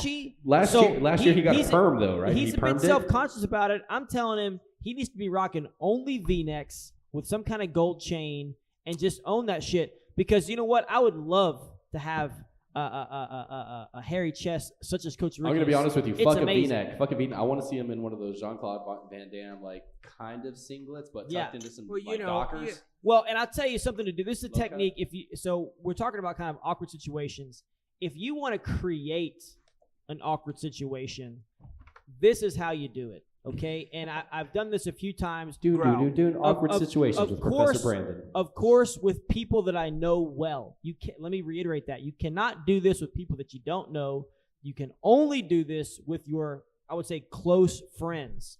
But it is close and personal, or just close? Close and personal. So people you accept like Facebook friend requests with. No, like ringworm type of friends. Ringworm yeah, type of like very close. Like your best training partners, you can do this. But it is hilarious. I've done it multiple times. So if you can just picture with me, let's say you're on somebody's back, okay? Oh, I'm with you. You're on somebody's back, and you have like a seatbelt control, and your underarm arm, your underhook arm, okay? So let's say the person reaches down and they grab your heel to take the hook off, okay? Well, as they start taking that hook off, you can grab their wrist and pull it behind their back, like you. Police lock. Police calls it the police lock, right? Well, one thing that happens when you pull that hand behind the back is almost always that hand will slide right over your crotch, okay? And, like, it gets pretty personal. Yeah. It happens like it's a pretty good pat right on the crotch there, and then you pull it up. So what you do is you do that, and then typically you're going to submit it with the police lock, or maybe you get a rear naked choke. You should just leave it there. No, what you do then is, like, after the match is over, you just say something like, hey, man, like, that was super weird. Like, let's just train normal. And the person's going to go like, what? What are you talking about? I was like, well, you totally grabbed my package there when I was on your back. That's not cool at all. They're going to say, no, you took my hand and you did it. I'm like, I didn't put your hand on my package. I didn't do that. You did that. And then I trapped your hand. they're going to be like so self-conscious, and they're going to be so like, like, no, I didn't do that. It's so hilarious. What happens if he just grabs? I've done it to Coach Ricky. I've done it to a few other people. Whenever you it's did hilarious. it to me, my response would be that's I $20, remember sir. being like, Yeah. This is weird, but at the same time, it's like I'm in threat of 2 submissions. So like that's not. You got to pick what you want to do. That's not number one priority. Yeah. Do I want to fight the neck? Do I want to fight the arm? Or how about this? I guess just like, don't sexually assault me. Yeah, stop grabbing his junk. Yeah. Me too. That's inappropriate. Me too. See, Professor Brandon's already getting too famous because of this podcast here. He's getting groped and shit in class. Coach Austin, you had What about you, Austin? What's about your awkward situations? No, Student 2014. that's me. Hey, 2014. Is that really a student number? That is. Is it really? Yeah. That's amazing. No, you reminded me of a thing when you were talking about how you would mess with people and like tell them not to do that like grabbing your junk, right? Like, And again, you only do that with your close friends. Well, and tell them not to do it after they've already so done like it is funny. I like to mess with people like that on Facebook, Like I like to if I post a What are you, picture. catfishing people? No, Tell us you're a I post a troll. picture like me and my chick. We just got married. We get a lot of likes on Oh, that the kind of one stuff. that you posted and you said the photographer told me to touch my Yeah. bride's face Yeah. and say that was nothing great. else. Yeah. That was hilarious. Thanks, man. So That it was gets really it good. gets a lot of likes, like Yeah, 40 that's really people. good. 40 people will comment on this kind of thing. So Austin, explain the pictures for Yeah. the people who haven't seen it. So like I'm like making a weird face and I'm doing like creepy claw hands and I'm like hovering it over her face. It looked like he's gonna rake her face Yeah, with his Ricky, claws. Ricky, Yeah. pull up that picture, The, screenshot it, and the send photographer it to, was like, "Hey, send it to touch the Zach so we bride can pull on it her up during this face," and I was like, conversation. "All right." So I started to do like a creepy movie hand, And the she look, was on, like- the look on your face Yeah. was amazing too. Ah, and like you Megan know? went along with it Yeah, she's apparently, cool. and She's just like super cool. smiled normally, Yeah, like she's she loves cool. it. Yeah, she's cool. Yeah. So, and the photographer was like, "No, not like that," and I'm like, "Take the picture," you know. I'm I'm paying. paying I'm you. paying I'm you. paying So I you. told Yeah. Megan, Take I the was like, picture. "Hey, I like to mess with people, right? Like, so we're gonna get 40 comments on this, and I'm gonna love all of them, except I'm gonna pick one, and I'm only gonna like it, Yep. That's and we'll beautiful. just see what happens." That's you know. beautiful. And so then I get like a private message, just like, "Hey man, I saw you loved like 39 comments, but like you only liked mine. Was that an accident?" And you should have thumbs down the Yeah. message. That's what you should have done. You should have thumbs Absolutely. down I the didn't- message. That's good. That's good. Yeah, that's good. I did not think of that. Come on, That's Austin. hilarious. Come on. Yeah, next time. Next time I'll pick somebody else and I'll go through the process again. No, I mean, so the thing for jujitsu, so I have anosmia, right? I have difficulty smelling. It's low grade, but What? Hang Wait, on. say that science Yeah. word again. anosmia. You yeah. can't smell? Yeah, so like I had a traumatic brain injury, and so I have like 80 to 85% like So- smell loss. Can you not taste either? Yeah, it's very little. That's right? why you fucking like Miller that's why Lite, he dude. drinks He drinks That's Miller why you Lite. like Miller Lite. Son of a bitch. This is why I The truth enjoy comes Oh my out. God. One of my friends has like that as well, a pretty bad case. Say it. Say what That's you Say me. the, say the word. I'm the one that's your Yeah, friend. no, but Say the there's another word. guy. Look, he cannot Austin's taste like, you don't the have any other difference. friends. He cannot taste the difference between orange juice and grape juice. No, that's racist. not that bad. That's racist. What about like vanilla and French vanilla? We gotta ask him. Nobody, Okay, so this- nobody this- wants the French. This is Yeah. this is a great joke. Oh, I'm sorry. No. It's Tell just the really joke. fast. Yeah. Hold up, is Come on. this questionable? Is Yeah. this might we get a complaint about this? Because if so, Hopefully. carry on. Yeah. Hopefully. Please. Well, At well- this point, just Okay, carry Austin, on with go your- ahead, Austin. If go you have ahead. any complaints about this, send us Well, to Go ahead, the Austin. box. No, What's in so the I box? don't smell a lot of smells, right? There's a lot like like somebody rips ass in the car and they're like, "Oh man, sorry, I don't smell." it." But That's onions, great. onions, Yeah. onions, you do. Yeah, I don't like the taste because it's acrid, right? So acrid is a big smell that I can smell. Acrid? Remember we almost burned my house down when Like y'all came over spiders. for barbecue and I smelled the acrid smell for like Did you months. say we almost burnt your house down? We, Megan and I, not Okay, you. you don't say Yeah, we didn't. yeah. I didn't do that. Anyway, I just showed up. so jujitsu has a lot of smells, but there's one smell in particular where somebody gets too high when they're trying to put the hooks in the turtle position, and they fall, and you duck out of the back, and your face is like right by their ass. Oh, taint. You know what? I've The never smell of like taint. smelled somebody's ass. Me before, neither. man. I I've have. never. Oh, I get it all the time. Bro, it's I smell- 2019. Yeah, If I You know what that? serious? You know what that Yeah, means? right. That means you're inhaling when you're supposed to exhale. Yeah, that's a good That's point, what. That's Professor. what's. But you are a blue belt, That- yeah, so that's- that's that's what's why going you're a on. black That's what's belt, going on. Professor. Why is That's it why that you're a every black belt. every Let me time I fix talk my about car, I jujitsu, hope. the answer is I'm not doing the thing right. Well, This 'cause is that's the answer. terrific. That's That's Yeah. probably what it is. I'm starting to figure that out. If we were talking Yeah. about lawyer shit, you'd be like, no. Now I let a lot of that slide. Yeah, a lot of people say crazy shit. They're like, "Yo, I heard Objection. that if you get but caught in with too jujitsu, many we don't X let tabs- anything Objection. slide. Yeah, too many X tabs is like you get charged with manslaughter." And I'm like, "That's for real? You're saying that? You're saying that if you have drugs, they're going to charge you with manslaughter?" Dude, you know what is This amazing is like to a me? really common, misconception. What yeah. amazes me is like every police officer I've ever talked to, and I've asked them about like shooting somebody that comes into your house, Oh, like a yeah. home invasion. Yeah. They all give me the same answer: Kill him. make sure you kill him. Empty the Exactly. clip. Yeah. Dead men They're like, tell no well, they're like, tales. what Empty if magazine. I hit him and they're not dead? He goes, Finish shoot it. him again, Finish it. Absolutely. and then make up a story. Finish that it. they, Yeah. they will actually tell you that at Yeah. your concealed Yeah. handgun Every license single class. cop I've ever talked to said like, make sure you kill him. In I'm like, Texas, damn. you so a lot of states are really weird that you can't use deadly force to defend private property, only life, right? Is that how it is in Texas, really? In Texas, you can use Yeah, but I guess you make a deadly case force. for if someone's in your house, you're afraid for your life, which is valid. Well, we have we, In we also Texas, we you have can castle defend, doctrine. You can defend private property. with you can deadly defend force. private Oh, property. okay. So you're Castle saying in doctrine. Texas you can. Yeah. So Yes. in law school, Gotcha. I had a professor, and she said that if you have to shoot someone, Shoot to like kill. shoot them at your front door, and then go and grab your television and throw it into your lawn. And then you say they tried to steal my TV and I shot them dead. Or you just use You're the words good to "fear for your go. life" as well. So In a Texas, cop they told me don't. that too. If you ever Yeah. get into a fight and you injure somebody, in your Finish it. interview, No. you need to say "fear for life." They don't know what they're talking about. Here's Nope. why. Don't give an interview. Hey, I'll tell you ever. what. There- Ever. Don't talk to the cops without your Don't. lawyer present. If a police officer, this is your lawyer speaking. If a police officer comes up and asks you what time it is, tell him you do not speak to the police I outside of the plead the presence of counsel. fifth.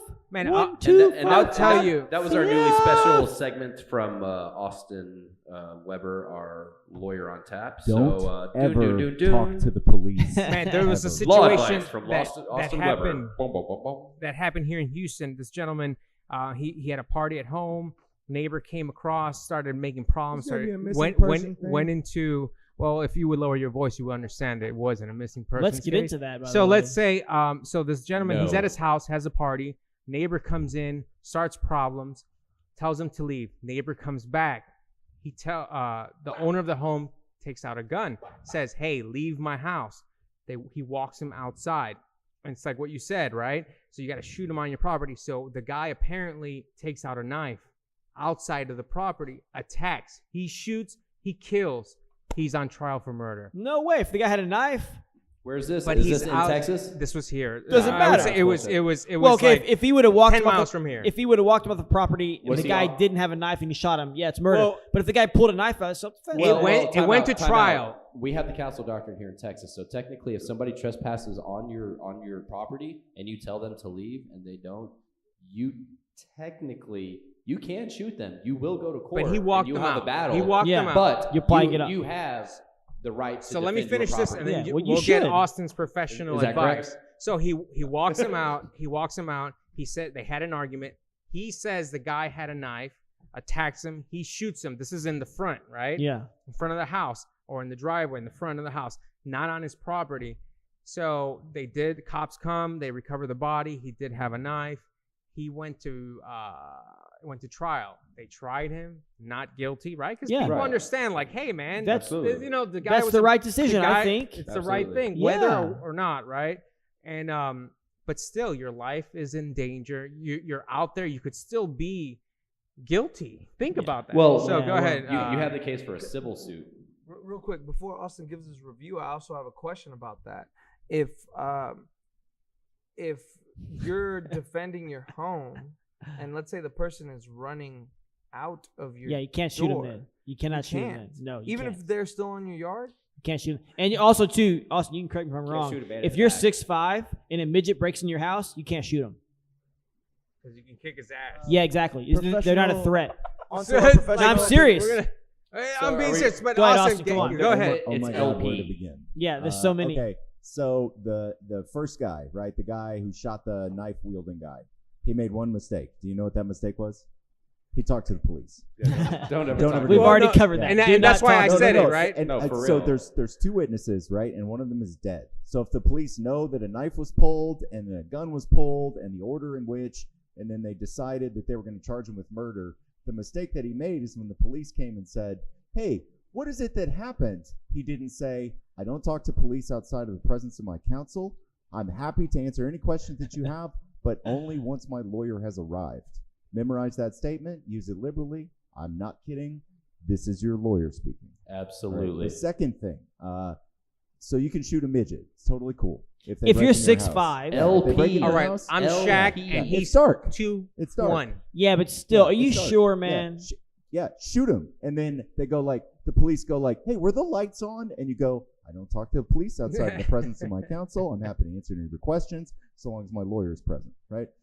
For the guy that is running away, That's good, right? right? You shoot that guy, and then you grab your television and you throw it on the front lawn, right? Yeah. And so then you're defending your property. And the police are like, "Was he really stealing that TV?" And you say, "Listen, I'm happy to answer all your questions anytime, so long as my lawyer is present. Otherwise, I don't talk to the police outside the presence of counsel." I'm gonna audio clip that Right. shit right there. I'm not kidding. Listen, I am not kidding. Austin, okay, Don't let me ever ask you talk this. to the police. What is the biggest, lie police officers tell people to try to get them to fuck up? Like, well, if you don't do this, I'll arrest you, but actually they can't. We can't lie to you. I'm not lying to you. I'm a police officer. The Supreme Court has said that police can lie to you to get Yeah. a confession. Yeah. Right? So So that's the biggest like misconception. Yeah. Well, people will be like, well, I can't lie. I'm a cop. Yeah. I have a little story on this. So when I was younger, I didn't necessarily have like the most upstanding. How is You it? were a delinquent. Like I was a little. You were a delinquent. So Bro, I was that photo you posted the other day with the dogs definitely showed us your thug life. So we You were a understand. delinquent. Let's just be honest. So I got into some You're reformed. some issues. That is a pit bull, right? I got into some issues. The rapper? So what happened was What saved your life, Professor? BJJ. Thank you. DJ saved his life. DJ. So I was in a situation where DJ Jared. I was not being arrested. Gerard. Right, I was not being arrested. These two other guys had just got arrested. Me and my friend were not being arrested, but the police were like, "Hey, can you guys come down to the station, just answer some questions?" And his mom just stood on the porch and was like, "Y'all come back in the house." And they were like, "No," we were like, "No, we're gonna answer some questions." Yeah. I'm just gonna answer some questions. She was like, Nah, bro, we just "Y'all gonna shoot get some your hoops. ass back in the house." We're like, "No, we got this. We got this." Yeah, he did 2 years. I was in jail for like a little bit over a month. Oh my So yeah, don't talk to the police. So, That's a state-funded vacation, bro. So, one question that I had for Austin. Actually, before that, we have a lot of police officers that train with us. Yeah. Right. We're not saying that all police officers. Oh no, are they're like, terrific people. Yeah. Listen, No, I- let's be yeah, clear. yeah. We Yeah. need law Oh, and yeah, order yeah, in yeah, our yeah. country. Hey, listen, yeah. Okay. However, we're just maybe trying to offer some advice to people who don't want to get into trouble when it's not necessary. Yeah. No. So my question kind of. I'm still a little confused on this whole lawn situation. If they're running away from your Throw your house, TV on and- them. and you Austin shoot them- said it pretty clearly. Well, but before that, like just kind of the written law, right? If someone is running away and you shoot them and they're still on your lawn, Do not shoot them in the it's back. against the law. But I imagine if you're on your own front lawn Yeah. and someone starts attacking you, you can You definitely shoot you them can then. shoot Well, them. yeah, So that's is the only 100%. difference is that they're running away? Well, it's Yeah. because the entry wound was on the back, right? Because Well, it's- yeah, that's you going to just happen use though the situation. sometimes, right? So sometimes the entry wound is going to be on the back because you shoot the guy and he spins, and then you shoot him again, and now he's got. Well, it's like a bullet hole in his consent of back. women Yeah. trying to Out of have out of sex. 15 So- bullets, Think something's about gonna it. happen in the back. I'd like to be really clear because lawyers Same have to thing. live like 9 different Same parallel thing, it makes realities at the same time. Okay, so first of all, number one reality is that I love living in the United States. I love our law enforcement. All right, we would live in absolute, total, horrific anarchy without them. Okay, Yeah. so when I say don't talk to the police, I do not mean that to suggest We're not that saying they're do not bad or cooperate something with the like police. that. Yeah, listen, I He just said just I wait for the love professionals. the police, right? Yes. I do. We all However, I also went to Fifth law school. podcast love right? police. And Absolutely. you know what I love more than the police, right? And there are very few things, but one thing that I Tacos. love more than the police is the Constitution of our United States. It's fucking great. It is the best legal document limiting government in the history of mankind. And the Constitution, which was created by our founding fathers, Who were badasses geniuses. like George Washington, who crossed a frozen river on Christmas Eve to murder like English dudes. Hey, didn't he Right. wrestle? Dog. Slightly offended. I don't know if Washington did. Yeah. Lincoln was a wrestler. But So was anyway, Taft. Those guys said you don't have to talk to the police, right? You have the right to remain silent, Silence, that's right? right. You cannot be compelled by the government, according to the Fifth Amendment of these United States, to give evidence against yourself in a criminal court of law, right? Yeah. 1, 2, 3, 4, 5, right? Yeah. Fifth. And so what I'm saying is that if you're in a position where a police officer wants some information and you can help them, right, to maybe solve a crime or something like that, you should still never talk to them outside of the presence of counsel under any circumstances, right? Because there are good police and there are bad police. There Sure. are bad Just like there apples. are in any other line of work. Other line of work. There's good jujitsu professors and bad ones. There's Yep, good lawyers that's and true. bad ones. There's good bartenders and bad ones. There's good garbage men and bad ones. And what does a good police look like? The exact same as a bad police. And you Yeah. don't know which one. I like how you're calling them up a police. A police. Yeah. Not Not a a- police force. Not a police officer Yeah. or a cop. Just a police. Just what one. what One does whole. a police look like? It's one whole And police. so one of the things that you end up with is a situation where you have this one bad egg, right? So this happened in Houston, right? Someone was manipulating the breathalyzer results. Yeah. And You should never take a breathalyzer. Is that correct? under any circumstances. Yeah, You should never. never give evidence against yourself. If a police officer says, I think you're drunk, and you go, I'm not, and they go, blowing this, you go, I'm not No. going to give evidence against No. myself because George Washington killed the right number of English people. So can I they don't have arrest to. you if you Yes. don't blow? Yes, and they will. Yes. They Okay, will so too, yeah. let's say they They will. arrest me. But you I won't don't get a blow. DWI. You still Okay. will. Yeah, you No, will. no, Yeah, But you'll- you have the option No, in hang court on. to You'll fight get it your because you have license less evidence. suspended against for you. refusing, and they'll charge you with DWI. but it'll get dropped.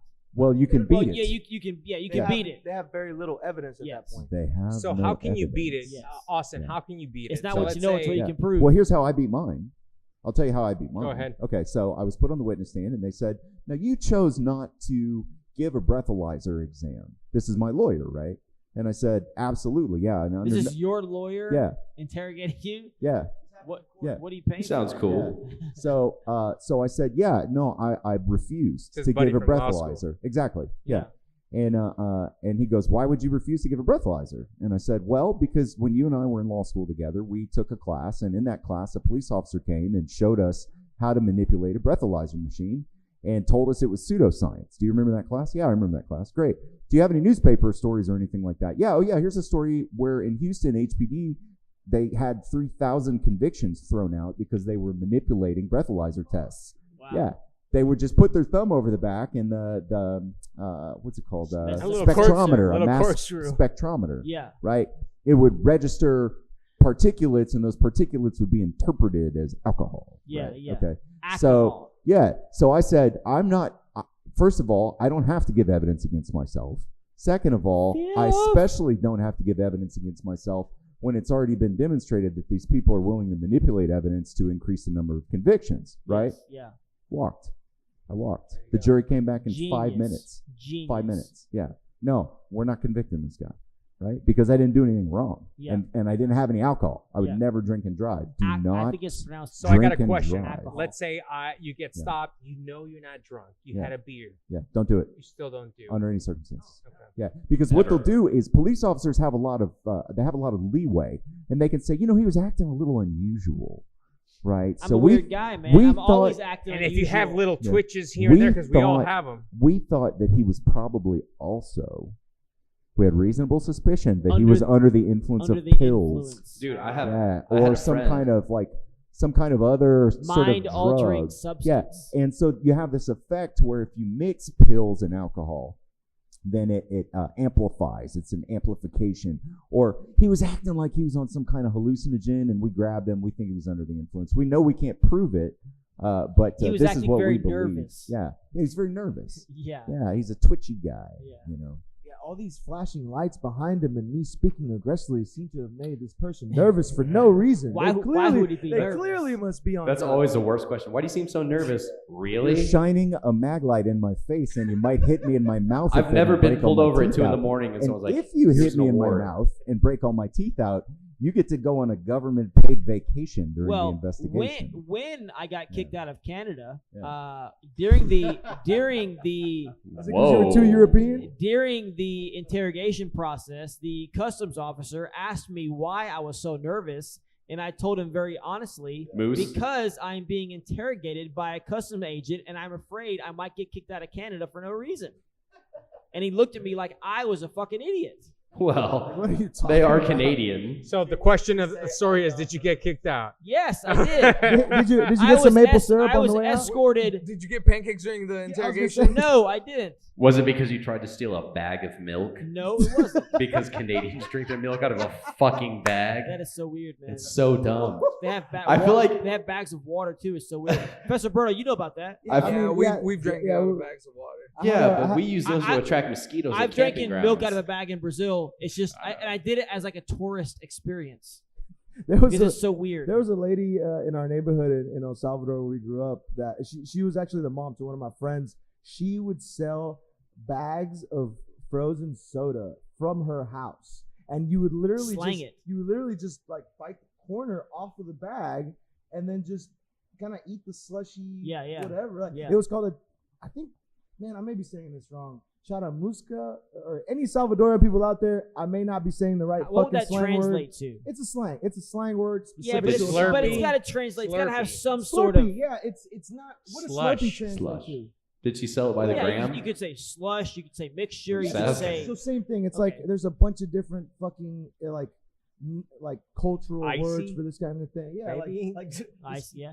icy. So, but It's I an was El like, Salvadorian I, ice. I go back and I think about this. Yeah, and I'm like, she just put You know, real soda in sugar. a bag and then put the bag Dude, in the freezer speaking of and was little- fucking stanging. Little fact, it had rum in it. Speaking What? of I mean, mine. She's mine drugging the neighborhood Speaking kids of with some of slanging, that rum. who had these young fucking entrepreneurs in their elementary school and junior high? They would go to the 7-Eleven or whatever, stop and go, whatever, wherever you're from. They would buy the 20-pack of sour straws, put 3 sour straws into a baggie, and then slang those 3 sour straws in a baggie for like 50 cents and just be cleaning up, making money hand Bro, over fist. those guys right now Fuck, have got man. the bombest fucking weed on the Yeah, planet, yeah, and will if- sell it to you at if- a discounted if- rate. One if of them they're owns not a in brewery. jail, if they're not in jail, you did that, Snickers bars and Twixes and stuff. Yeah, dude, man. yeah. I mean, these Those I guys would- can get you There was medication. kids in my class that would have a backpack full of baggies yeah, Reese's, bro. with like Yeah. 3 sour straws in them. You pay a quarter or 50 cents, Yeah, whatever. I did that. They were cleaning up, man. I remember at one point, like our principal actually busted some kid. Oh yeah, doing that. Oh, we yeah. They thought he after was a selling while. drugs. Yeah. They caught him in the bathroom, and Yeah. there was like a line of like 6 dudes waiting Yep. to get this candy and Yep. shit. And the principal busted in, like, "What the hell's going on? What are you selling here, Candy. Dude, it was like fun. I think it was like Fun Dip or some shit. You Yeah. know, because they came in a Fun pack of Dip's the 3. You shit. got Fun you Dip. got Were the they- 3 were they flavors. snorting it? Dude, they may have been fucking plugging it for all I know, man. Shit was weird. So on the swim team, we would have a fundraiser every year, and we had to sell as many chocolate bars as we could. And like, no one on the swim team really cared that much. You know what?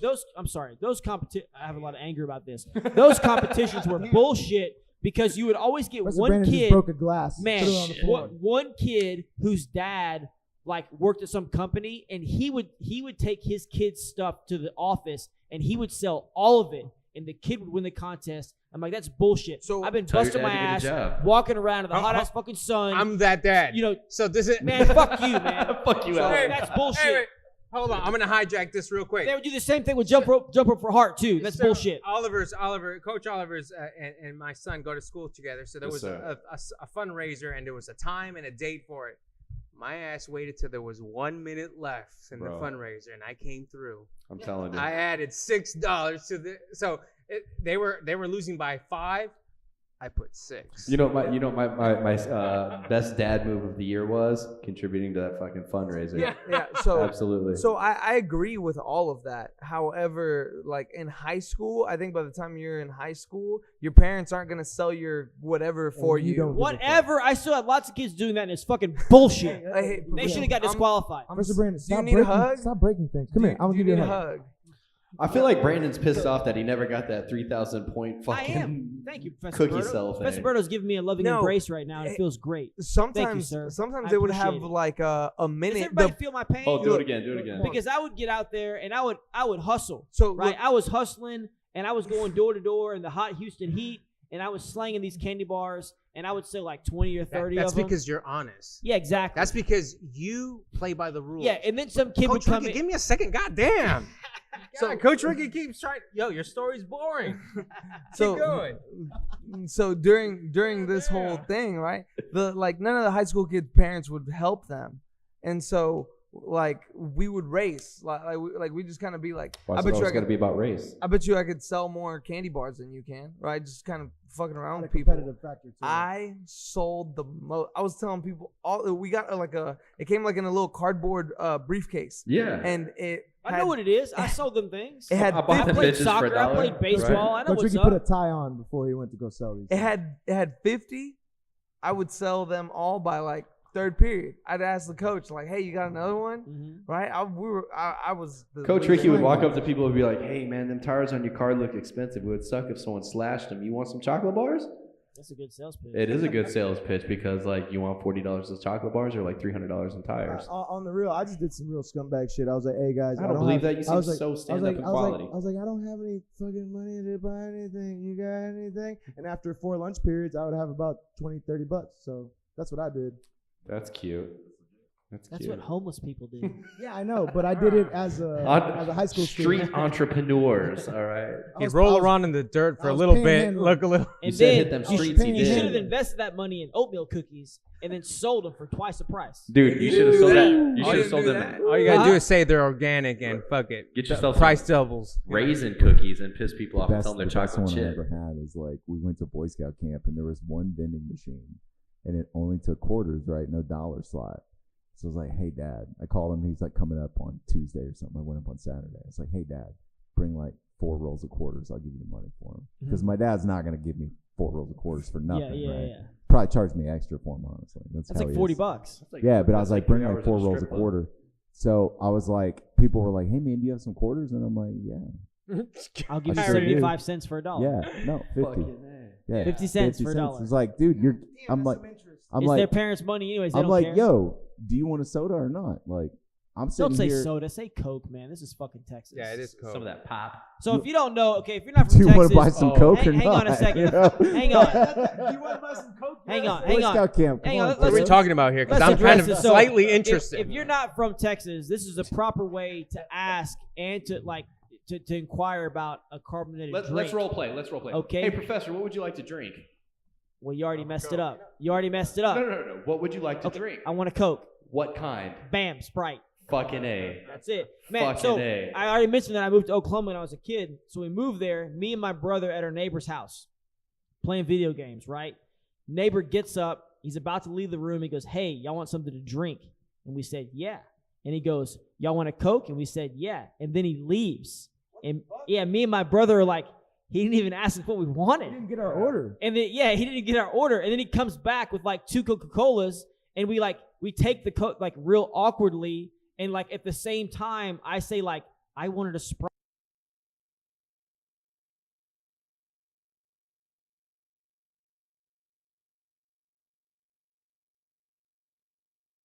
Soda's the most common. Pop, I worked at. Pop is retarded. Pop If you say is pop, retarded. just stop I- saying I it. Pops used are to- people who live in Soda's snowy universal. places. Soda's you, like you, a could, universal. you could say Canada, soda is yeah. acceptable, Yeah. but if you're in Minnesota. Texas, you say Coke. Yeah, Classic. I used to work Right. for a catalyst company, so I did a lot of work in chemical plants when I was 18, 19, 20. And one of the things I did was travel all over the When you weren't U.S. in jail.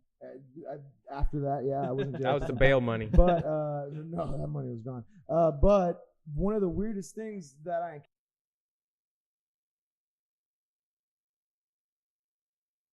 would you like something to drink? Yes, I would like a soda. Oh, some pop. Your pop is so dumb. No, soda like a Coke. Yeah. Oh, okay, some pop. And they left, and I was like, "What the fuck just happened?" Yeah, Are they exactly. gonna punch me when they come back? What were they gonna pop? Where's My the dad pop says coming soda water. from? That's Oh, great. Shit. That's what my grandparents say. Yeah. soda water.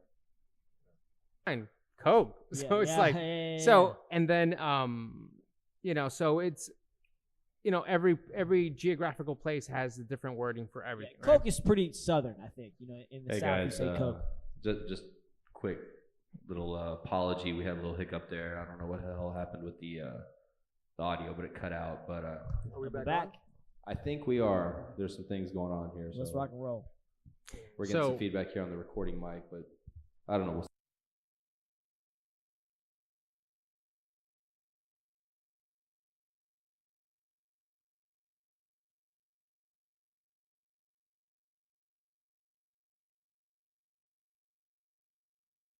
You get good with the shit. Like somebody Yeah. will say pop, and I'm like, what the fuck is Yeah, he yeah. saying, right? And then I already know, oh, it's Coke. And I think that helps you out in life, right? With other shit, right? Because culturally, you're used to other shit. Same thing with people who travel to other countries, right? You're used Well, to. you got to follow along with what everyone else is doing within reason. Like when people show up late to class, I hate that shit. you know what?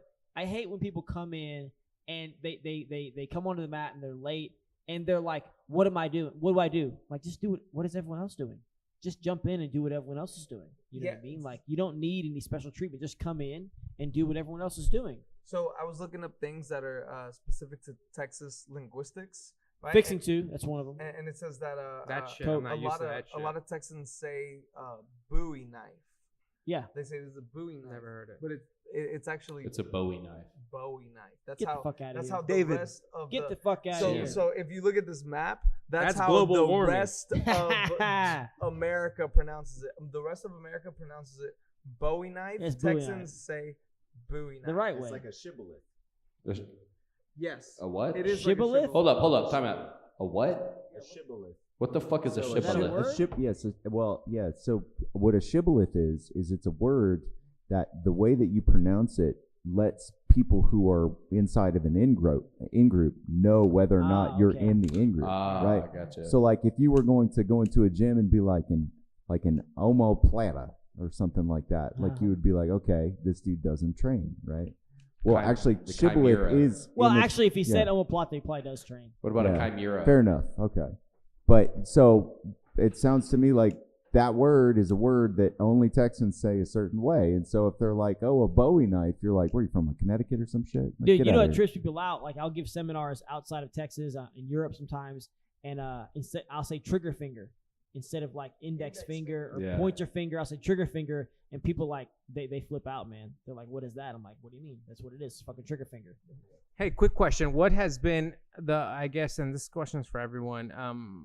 So every time I've traveled or I've gone, I visit academies, right? And I think we all do that. Whenever you go travel, you Sports take Yeah, and the right outdoors. stuff, the right price. Absolutely. So Every my day. The question right is, stuff, the right price. my question is, It's like what my has first been the ski. weirdest academy you've visited, or the weirdest thing that they've done that you've been like, what the fuck is this shit? Don't say names.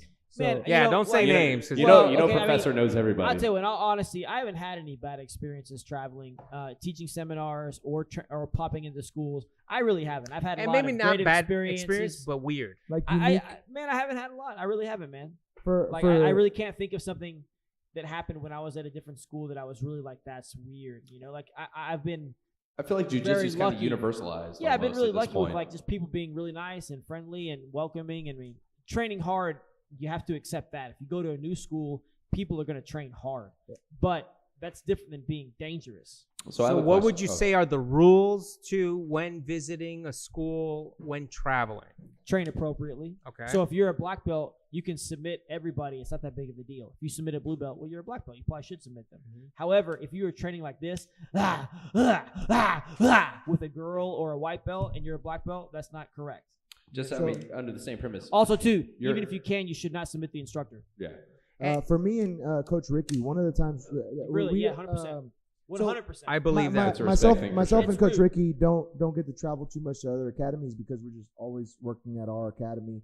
Professor Brandon has a great seminar, so he gets pulled out to do seminars all over the place, and he gets to visit a lot of academies. Last time I visited another academy that was a little odd was You guys we- went to El we Salvador, were, right? we were in El Salvador, and I cannot remember the name of the instructor. He's a black belt now.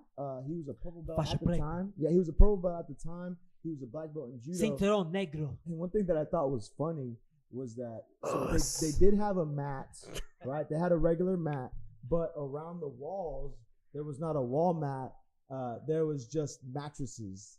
Yes, Yeah, that's it awesome. looked like people's mattresses that they just had extra a bunch of twin mattresses That's just awesome. all around the I walls. respect that. And instead of a timer, this was cool. Like instead of a timer, he would just clap his hands 3 times. Right? That was it. He would just be like, They didn't have like young and then- little and then- kids. and people would and change drums. positions, right? Other Yeah. person's turn. And then he'd be, all right, time for the next technique. It wasn't like bad. Yeah. It was just something odd. And I guess training here in the United States, you know, I mean, most schools aren't going to have just like mattresses without a. We a take bed shit for liner. granted, Yeah, we do a little bit. right? Man, you know what? And One it thing, was a small space, and it was like 20 students. Everybody got to train. Like it was good training, good instruction. I learned some stuff I hadn't seen before. It was cool, and the instructor had really hairy legs. Man, one thing I remember, I went to Peru a few years back. I would say like probably 5 years ago. Went to go train. on a spiritual journey with Tony D'Souza. Spiritual. I did train with Tony D'Souza, DMT. We did all that bullshit. But aside Did you really from do that, DMT? no, but Oh, I did Just lick said the yes. I You licked the should toad. have. I licked the toad. Anyways, so I remember. So just like in Brazil, you have these academies, and they're like in strip malls, right?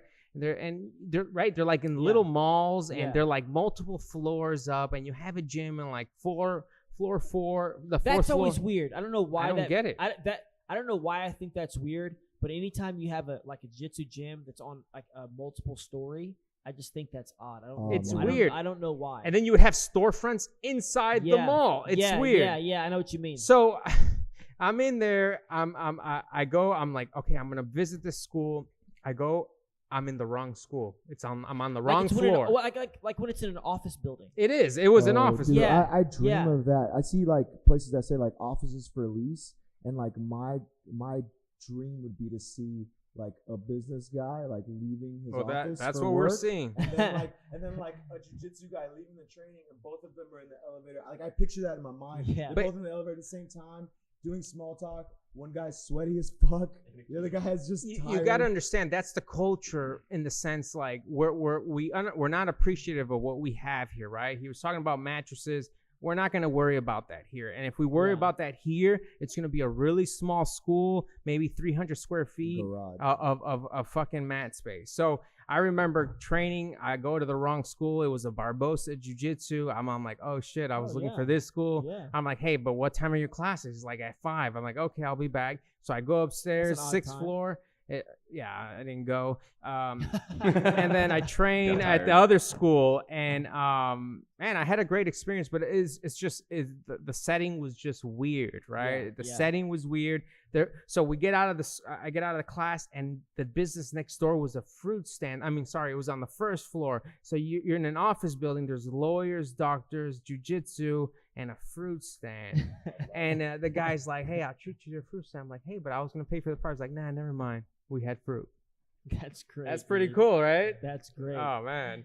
This story probably won't be entertaining to anyone else, but I always, for some reason, I think this is really hilarious. When I was in Brazil, there was a Russian guy there. His name was Vlad. Shout out to Vlad if you were in Brazil in 2007 at Gracie Baja. Narrows Shit, it there's down. like 1,000 of Absolutely. them. Yeah, whatever. And so Last name Sergey. this guy was It's like John Smith of Russia. he was like as Russian, like he was in my stereotypical view of a Russian. He was like, he once told me a story. He would swim in the ocean a couple of times a week, and he once told me a story how he thought he was gonna die because he got too far out and he got caught in the current and he kind of got tired, and he was out there for like an hour and he couldn't swim anymore. And I asked him, like, man, like, what were you thinking? He goes, I just was okay with it. I mean, that was my time. I'm like, that's so fucking Russian, dude. It's fucking nuts, bro. Anyway, so he's this kind of guy. And one of my friends told me about he was going to take him to the airport. The Russian guy was going to take my friend to the airport. And they were already late, right? They were already they were running late to the airport. And my friend realizes that the guy Vlad is not, he's like going in a direction away from the airport. He's like, dude, what are you doing? He goes, we're going to stop and get some juice. And my friend was like, what do you mean? Get some juice? I need to go to the airport. He goes, no, trust me. The sucos here is excellent. The very good sucos here. Sucos is just fruit juice in Portuguese or whatever. And so they're running late to the flight, and he insists on stopping at this gas station to get some fucking fruit juice. My friend is flipping out. He's telling me this story.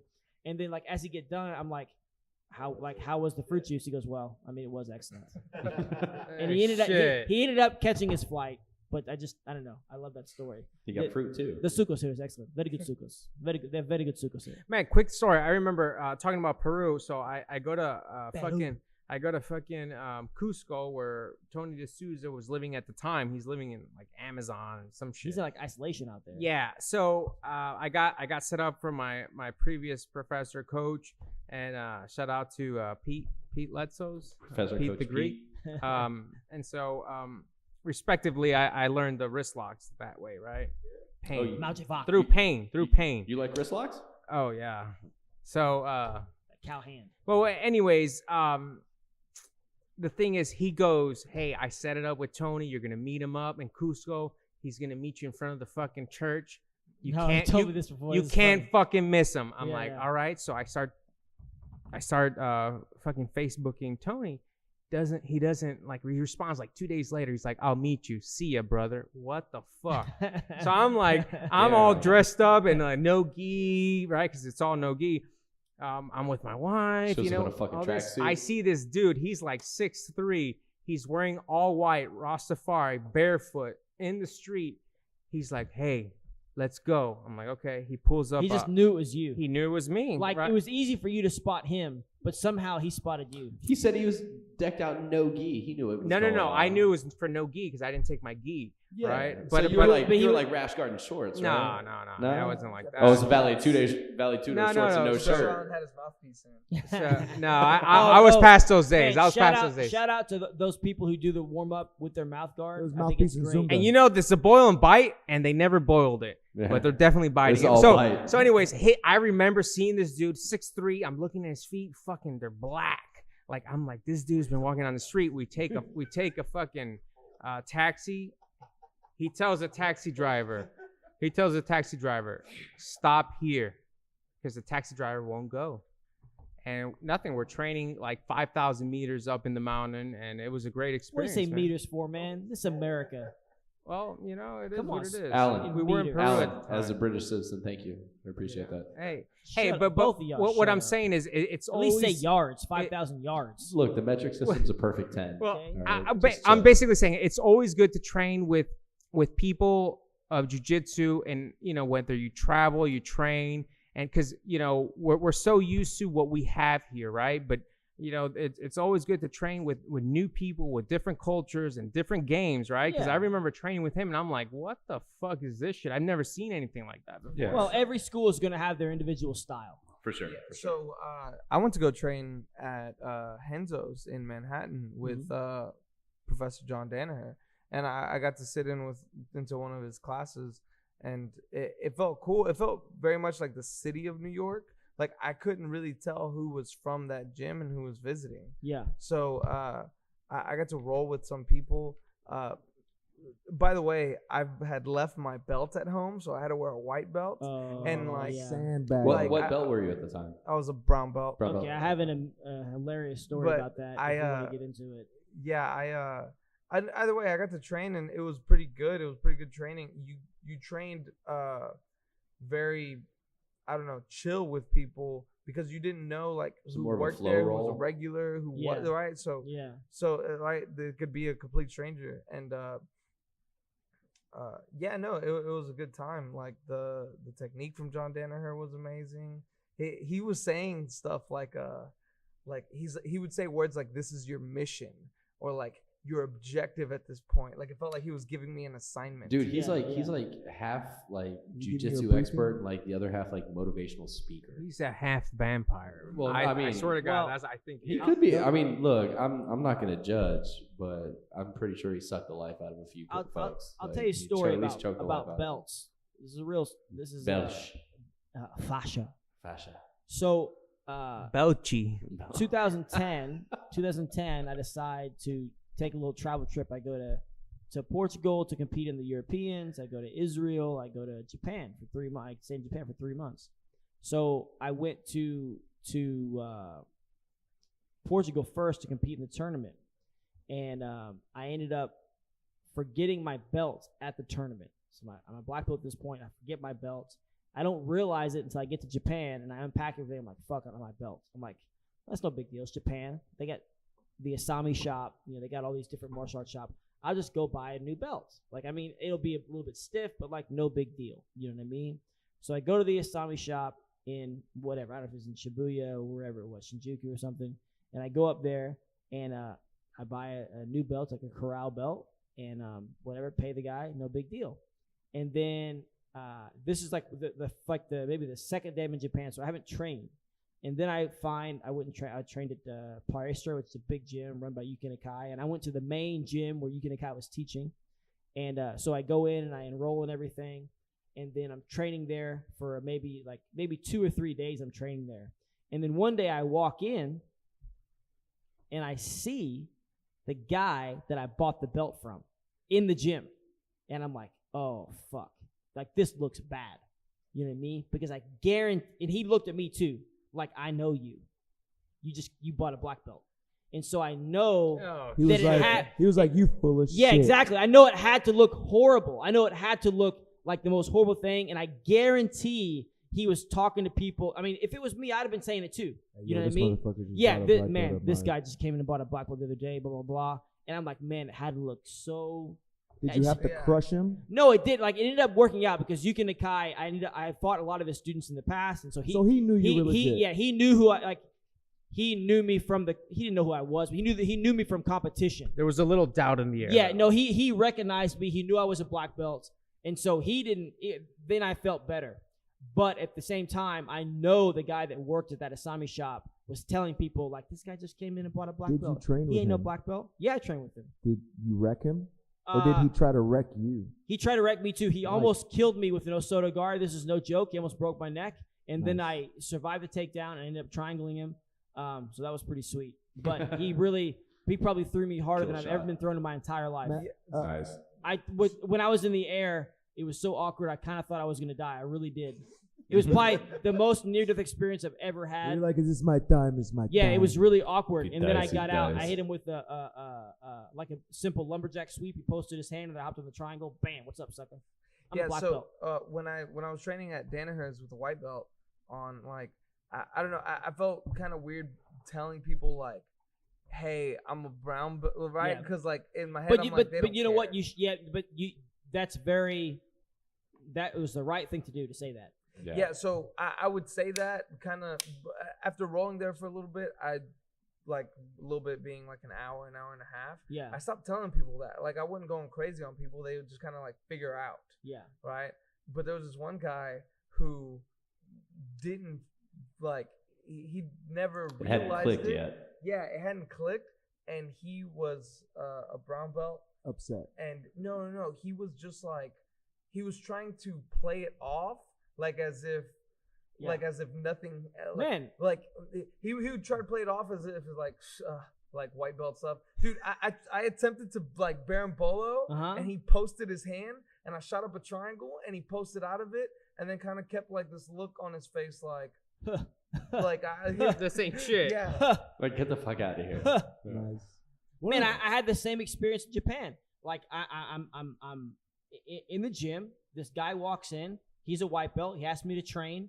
We have like an epic battle. You know what I mean? And we train for like 10 minutes. And it's just like back and forth, back and forth, back and forth. And then at the end of the match, I'm like questioning my ability because I just had this like absolute war with the white belts. And I'm like, what is going on? Like, this is beyond me having a bad day. Like, this was like a crazy match. And I'm kind of like sitting in the corner, like, again, like questioning everything. And then my friend comes over and says, hey, man, like, he's not a white belt. He's a black belt. And I'm like, what? And he goes, yeah, he just wears a white belt. But he's a black belt for sure. That's like, fucked 100%. up. Like, man, That's that's bullshit. fucked That's a up. cop-out. You know what That I is mean? a cop-out. Like, that's a cop-out. That's not accepting the responsibility of your weight and, like, of your rank. And that's bullshit. If he So- was big, maybe his weight too. So No, he wasn't. go ahead, Bernard. One of the cool stories traveling that we don't have a lot, but me and my brother trained in I think Tegucigalpa, Honduras, which is the capital of Honduras. And So those we- Mexican we countries, were- Did they right? have That's not the capital. Did they have mattresses? we were they had not at this academy, You should They hit had- up They Mattress were Max. they were and, horse mats, They had- not zebra mats. They had no, actually it was puzzle mats. Actually, it was Oh, puzzle shit. mats. Burro. So I called Yeah, I the respect place. puzzle I called the place and I'm like, hey, I see you guys have a jiu-jitsu class this evening. He's like, yeah, it's at this time. I'm like, cool. It's no gi tonight. I see. Yeah, come Saint by. Kimono. Come by. Me and Ricky show up. He's got his blue belt. I got my. No, he didn't tell us it I was remember no you gi. telling me He about didn't, this. he didn't tell yeah. us it was no gi. So we show up with our gis, right? I have a purple belt with one stripe. Ricky's got his tattered blue belt with 4 stripes. And we walk in and we see this guy's Gracie Jiu-Jitsu certificate on the wall for blue belt. This is the owner and head Was this instructor. Gracie Academy or No. Gracie Baja? No, Gracie Gracie Academy. Academy. Gracie University. Oh yeah, Gracie. Gracie That's what it is. University. My bad. nice. yeah. We gotta talk So, about that shit. Yeah, Nice. Well, for that's a- $39.99, you can talk about it that's all a- you yeah, want. that's a- We'll talk That's about a it. deep conversation. But anyway. We're gonna have to say that so- for the next one. We're already balls Yeah. deep. All right, Yeah, all right. yeah, So boss. for the next Next one one. for sure. So Write it down. we walk in, and like we have our belts wrapped around our gis, so they're hanging over our shoulder, and people look at us like we're fucking unicorns, Rock superheroes. stars, man. Yeah. So me and my brother, we just roll with the gi pants and the shirt on. They or were cool whatever. guys. They Yeah. were really, really Yeah. cool. They do another kind of martial art called Kingdo Lama in Honduras. Like No, I don't know absolutely. anything about Yeah, this that martial art, sounds but legit. I if think you're that's when there, they bite llamas and they take their fur. It might be where Or you the eat Crown of at. King Llama. I'm not Yeah. sure. Anyway, the guy was real nice. Crouching tiger, hidden llama. Yeah, Oh, but- shit. The guy was really nice. He let us train. Right at the end of the night, I was like, "Hey man, do I owe you anything?" He said, "No, absolutely not. Would you guys mind coming and training tomorrow?" He was like, "I have some of my gi guys coming in tomorrow. If you guys would like to come in and train." This is what he said. Right, come in and He train. charged people $80 to come watch y'all do a No. seminar. Oh, close. So he was like, "Where are y'all staying? I will pick y'all up." Right? He comes by, picks us up, and then he asks us to show techniques. Yeah. Which is, I mean, I kind of halfway expected this a little bit, right? So he asked us to show techniques. I showed some. My brother showed some. We worked him through some stuff, like fundamental, then semi-advanced, right? Just to kind of show him some cool stuff. Yeah. And then, we go back to the place we were staying. We get our business done. We leave. We come back, right? He sends me a photo on Facebook Messenger, right? We made the fucking newspaper. It said 2 instructors from Gracie, Baja, Texas, and Houston did a seminar That's awesome. at this You place. know what's funny? Yeah, and Jack I was like, "Fuck, I gotta hire him now." Fuck, God I damn was it. I was actually a little scared. I was like, "Fuck, it's a seminar. Like, we didn't charge anything. I wasn't Yeah. making any money. Yeah, like, yeah, I'm not yeah. trying to." This was before we worked there. Yeah, we didn't really work there. So like, and you I'm hired. I'm a purple belt. He's a blue belt. So we're not really. So let's shit. come clean. Did you guys charge for real? No, we didn't. We didn't at all. It I was don't just- know. I don't believe We made $1 million. $1 Brazilian dollars. That actually happened to me one time. I make 40,000 rupees. We went on vacation. I think I was a 4-stripe purple at the time, and I popped into this school. We were in Massachusetts, outside of Boston. I popped into the school for they had like a no-gi class going on, and I called them up. I was like, "Hey, they're like, oh, sorry, we got a schedule change, this, that, and the other. We have gi," and I was like, "Well, I don't have a fucking gi. I didn't bring one with me." I was like, "Hey, I'm coming from Texas. I was just gonna want to pop in and train." And they're like, "Yeah, no problem." I showed up. I was like, "Hey, do you have a gi I can borrow?" "Yeah, no problem." Dropping fee is $25. I went to pay him. He's like, "Where do you train?" I was like, "Oh, I train at Gracie, Baja, Texas." Threw it in your face. Yeah, he's like, "Here, fucking peasant," and fucking red coat. And I was like, "No, I train in at Gracie, Baja, Texas with Professor Dracolino," and he's like, "Oh, Who? Dracolino?" And I was like, "Yeah, Professor Dracolino, Vinny, As some call him. yeah, Vinny M." Vinster. Yeah, the Venice. I don't know, it's great. But he's like, "Oh yeah, no, come on." And I'm like a purple belt 4-stripe, and for anybody who's rolled it with me at brown belt knows that You're still a purple belt. I'm not a 4-stripe. purple belt 4-stripe at all. It's like blue belt 5th stripe. But so it was good. That was perfect. So yeah, like we trained at the end of class and everything, and it ended up being a gi class. They let me borrow everything. I was wearing a white belt, and I have a very kimono. I have a very basic sweep that I do. When people stand up, hook the leg, grab the arm, almost do like an omoplata sweep. Well, I got like 5 or 6 people with that, like left and right. Like it's a very basic. Yeah, you know what I'm saying? Yeah.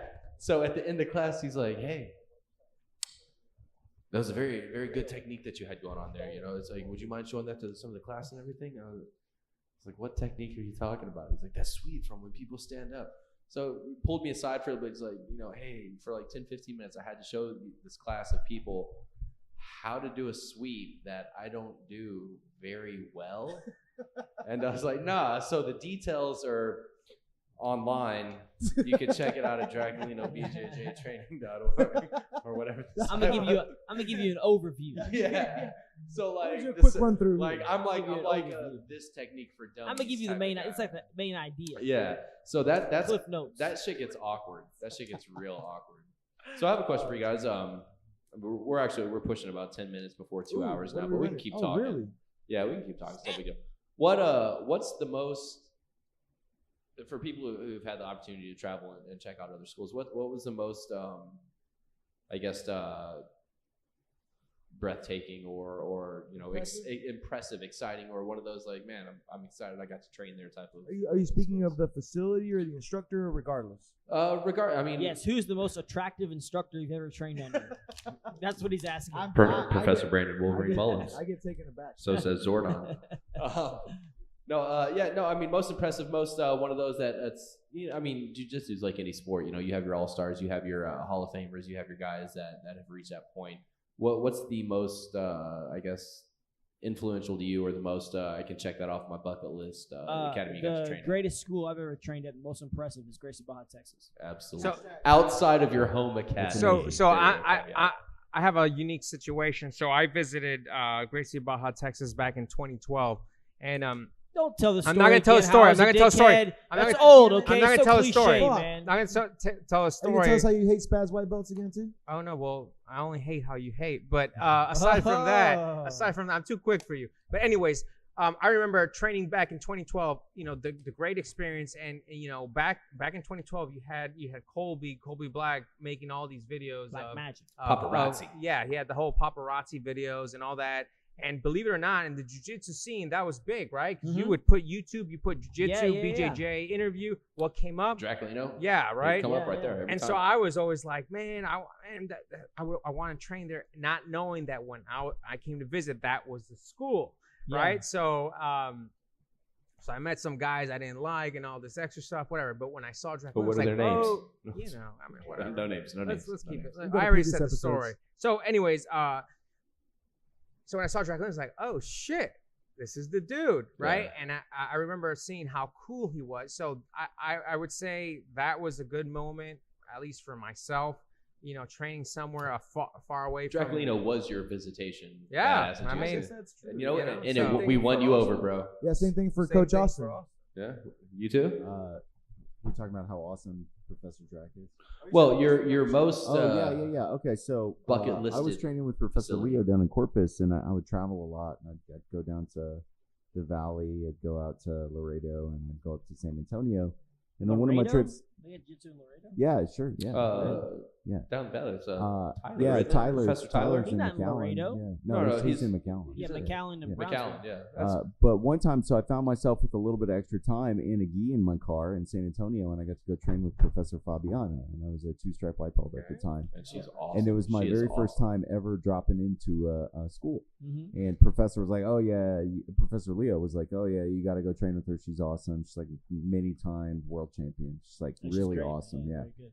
And so I got to her school, and it was still a really new school. She'd been up in a couple of months, and so she was super welcoming and like the most friendly, and was like, "Hey, train with me.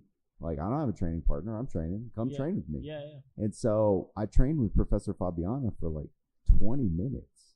Yeah, which like as a 2-stripe white belt, like I had not trained with a black belt at all. Yeah, yeah. And so it was just like she would present herself as somewhere, and then I would turn to try and face her, She'd be gone. and she would be gone Yeah. behind me. Yeah. And so then I would turn back, and she'd be gone behind me again. And so she beat me into the ground, Yeah. but she did so with such grace and Class. with no, it was Class. all finesse, no strength, no muscle, nothing. It was just like she just moved so fast and anticipated where I was going to go and what I was going to, because I was a shitty white belt and she's a fucking awesome world champion black belt. Yeah. But I She had knows never her trained shit. with anybody at this level before, because like a lot of Professor Leo's black belts that I had rolled with are like oil field dudes that are also super strong, Yeah. right? And so like they're just gonna be strong and also really good. Yeah, yeah. But it was for her, it was more like a specter that you just couldn't get your hands on at Yeah, all. well, training with a woman is definitely Yeah. different than training with a man. Awesome. And I mean, personally, I like it because Yeah. I mean they have a lot of interesting stuff they do that. Yeah. You know, I mean, I'm small compared to most of my training partners, so I mean I have to develop good technique. Yeah. Any other guy that I train with that's small, he's got to develop good technique. Yeah. But girls are on a different level. You know what I mean? Like I like. First, Yeah. did a training with Olympia at our school. Yeah. Is great. You know what I mean? I like training with girls. Like, Yeah. they definitely have a. Their game So- is different. Yeah, it is different. Yeah. It is different. It's very interesting. I like it. Yeah, it was so terrific, and I that was kind of the thing that was like got me like, oh, I really need to take advantage of this horizontal membership, right? I need to start dropping into all the That's schools. big, man. Anytime I go anywhere with the Gracie Baja, I'm gonna like drop in and meet a professor. They've always been welcoming and friendly. It's Yep. been so cool, Yep. and that was ultimately what kind of led me to dropping in on Gracie Baja. Yeah. Because I was in Houston and I was like, oh, and then I met this guy named Professor Draculino, who's Vinny. just like he's 100 feet tall when you're talking to him. Well, It's just crazy, a you know, quick he's- story since we mentioned paparazzi, Kobe Black before. So, and I think I'm getting this right. Professor Draculino gave a seminar. I think like I think in Atlanta or in Georgia. I don't know where it was. I could be totally off, but he was traveling around. He gave a seminar or something, and the students came up to him, and he assumed they were going to come up and be like, "Hey, can we take a picture with you?" Something that's very normal. If you don't know, Professor Dracula is a bit of a celebrity in the game and respected by everybody and looked up to by most people. And so they came up to him, and he was kind of ready to, kind of hang out and say, take a picture, blah, blah, blah. And they come up and they, hey, Professor, hey, can we ask you a question? He goes, yeah, sure, champ, no problem. And the question they asked them was, do you really know paparazzi? Shout out to Colby Black right there, man. Hey, he was pretty big in the game. Like, I remember everything was BJJ.org. Everything was paparazzi. Everything was Gracie, Baja, Texas. I mean, am I wrong? I mean, I'm seeing it from the outside looking in. No, but it's just, it's hilarious. One of the videos, before we wrap things up, one of the videos that got the most views was the how to deal with the guy the ball biter. The ball biter. Yeah, it's gonna bite your balls. How you gonna triangle somebody? He just bites your balls. That was amazing. If you have not seen this YouTube video, check it out. Please go check it out, because not only is Professor Draculino's answer terrific, but his facial expressions, just addressing that stupid fucking the question. ridicularity. That's great. Oh my God! Yeah, do yourself a favor. Go to YouTube and watch that video. It's the most passionate ball talk I've ever seen from a black belt in my life. Because he also asks Professor Brandon to be like, act like you're gonna grab my balls, and Brandon's like, what? No. He's like, just act, just pretend. And that's weird. No, and Professor Brendan That's actually the best. cuffed. He made a cuffing refuse. on his I didn't hand. make no cuff. No, Professor Brandon was like with one hand or with two. Professor Brandon blushed. Blushed. He's like, Professor. Yeah, that's good. So what about you, Professor? What would you say your highlight? I'm glad I got to go to this gym. I already said it, and I meant it. The best gym I ever trained at, and the one that I'm most outside happy of your that I trained home at. gym, There's Gracie, not Baja, Texas. Gracie, Baja, Texas. That's the best, number one. That's a good answer. That is a good answer. So I'll say my last one was I had the opportunity to train at Hodger Gracie School in London. Hodger. It was a really nice academy. There were some beastie motherfuckers there. No way. No, unbelievable. Absolutely. I don't believe it. Right. His last name's Gracie. It would be Gracie. Gracie. No, it's Gracie. I don't listen to you. We are approaching the 2-hour mark. You guys have anything else you want to talk about before we go? night. Good night. We had some pizza. We had some beer. We had some conversation. We had some laughs. I think Professor Brandon cried at one point. We had some what? Echo. We did have some But echo. I really hope the Echo goes through. I hope the Echo wins. Zordon. Is there anything we should utilize the Echo for before we go? JustKeepInst.com. Check it out. Tell them in your spectacular echo voice. Yeah. They should never, ever, To recap our lawyer conversation, never, ever, ever talk to the police without your legal representation. I love that so much. All right, we wrapping things up. We out. We just murdered this shit. Fifth Strike Podcast. Oh, yeah.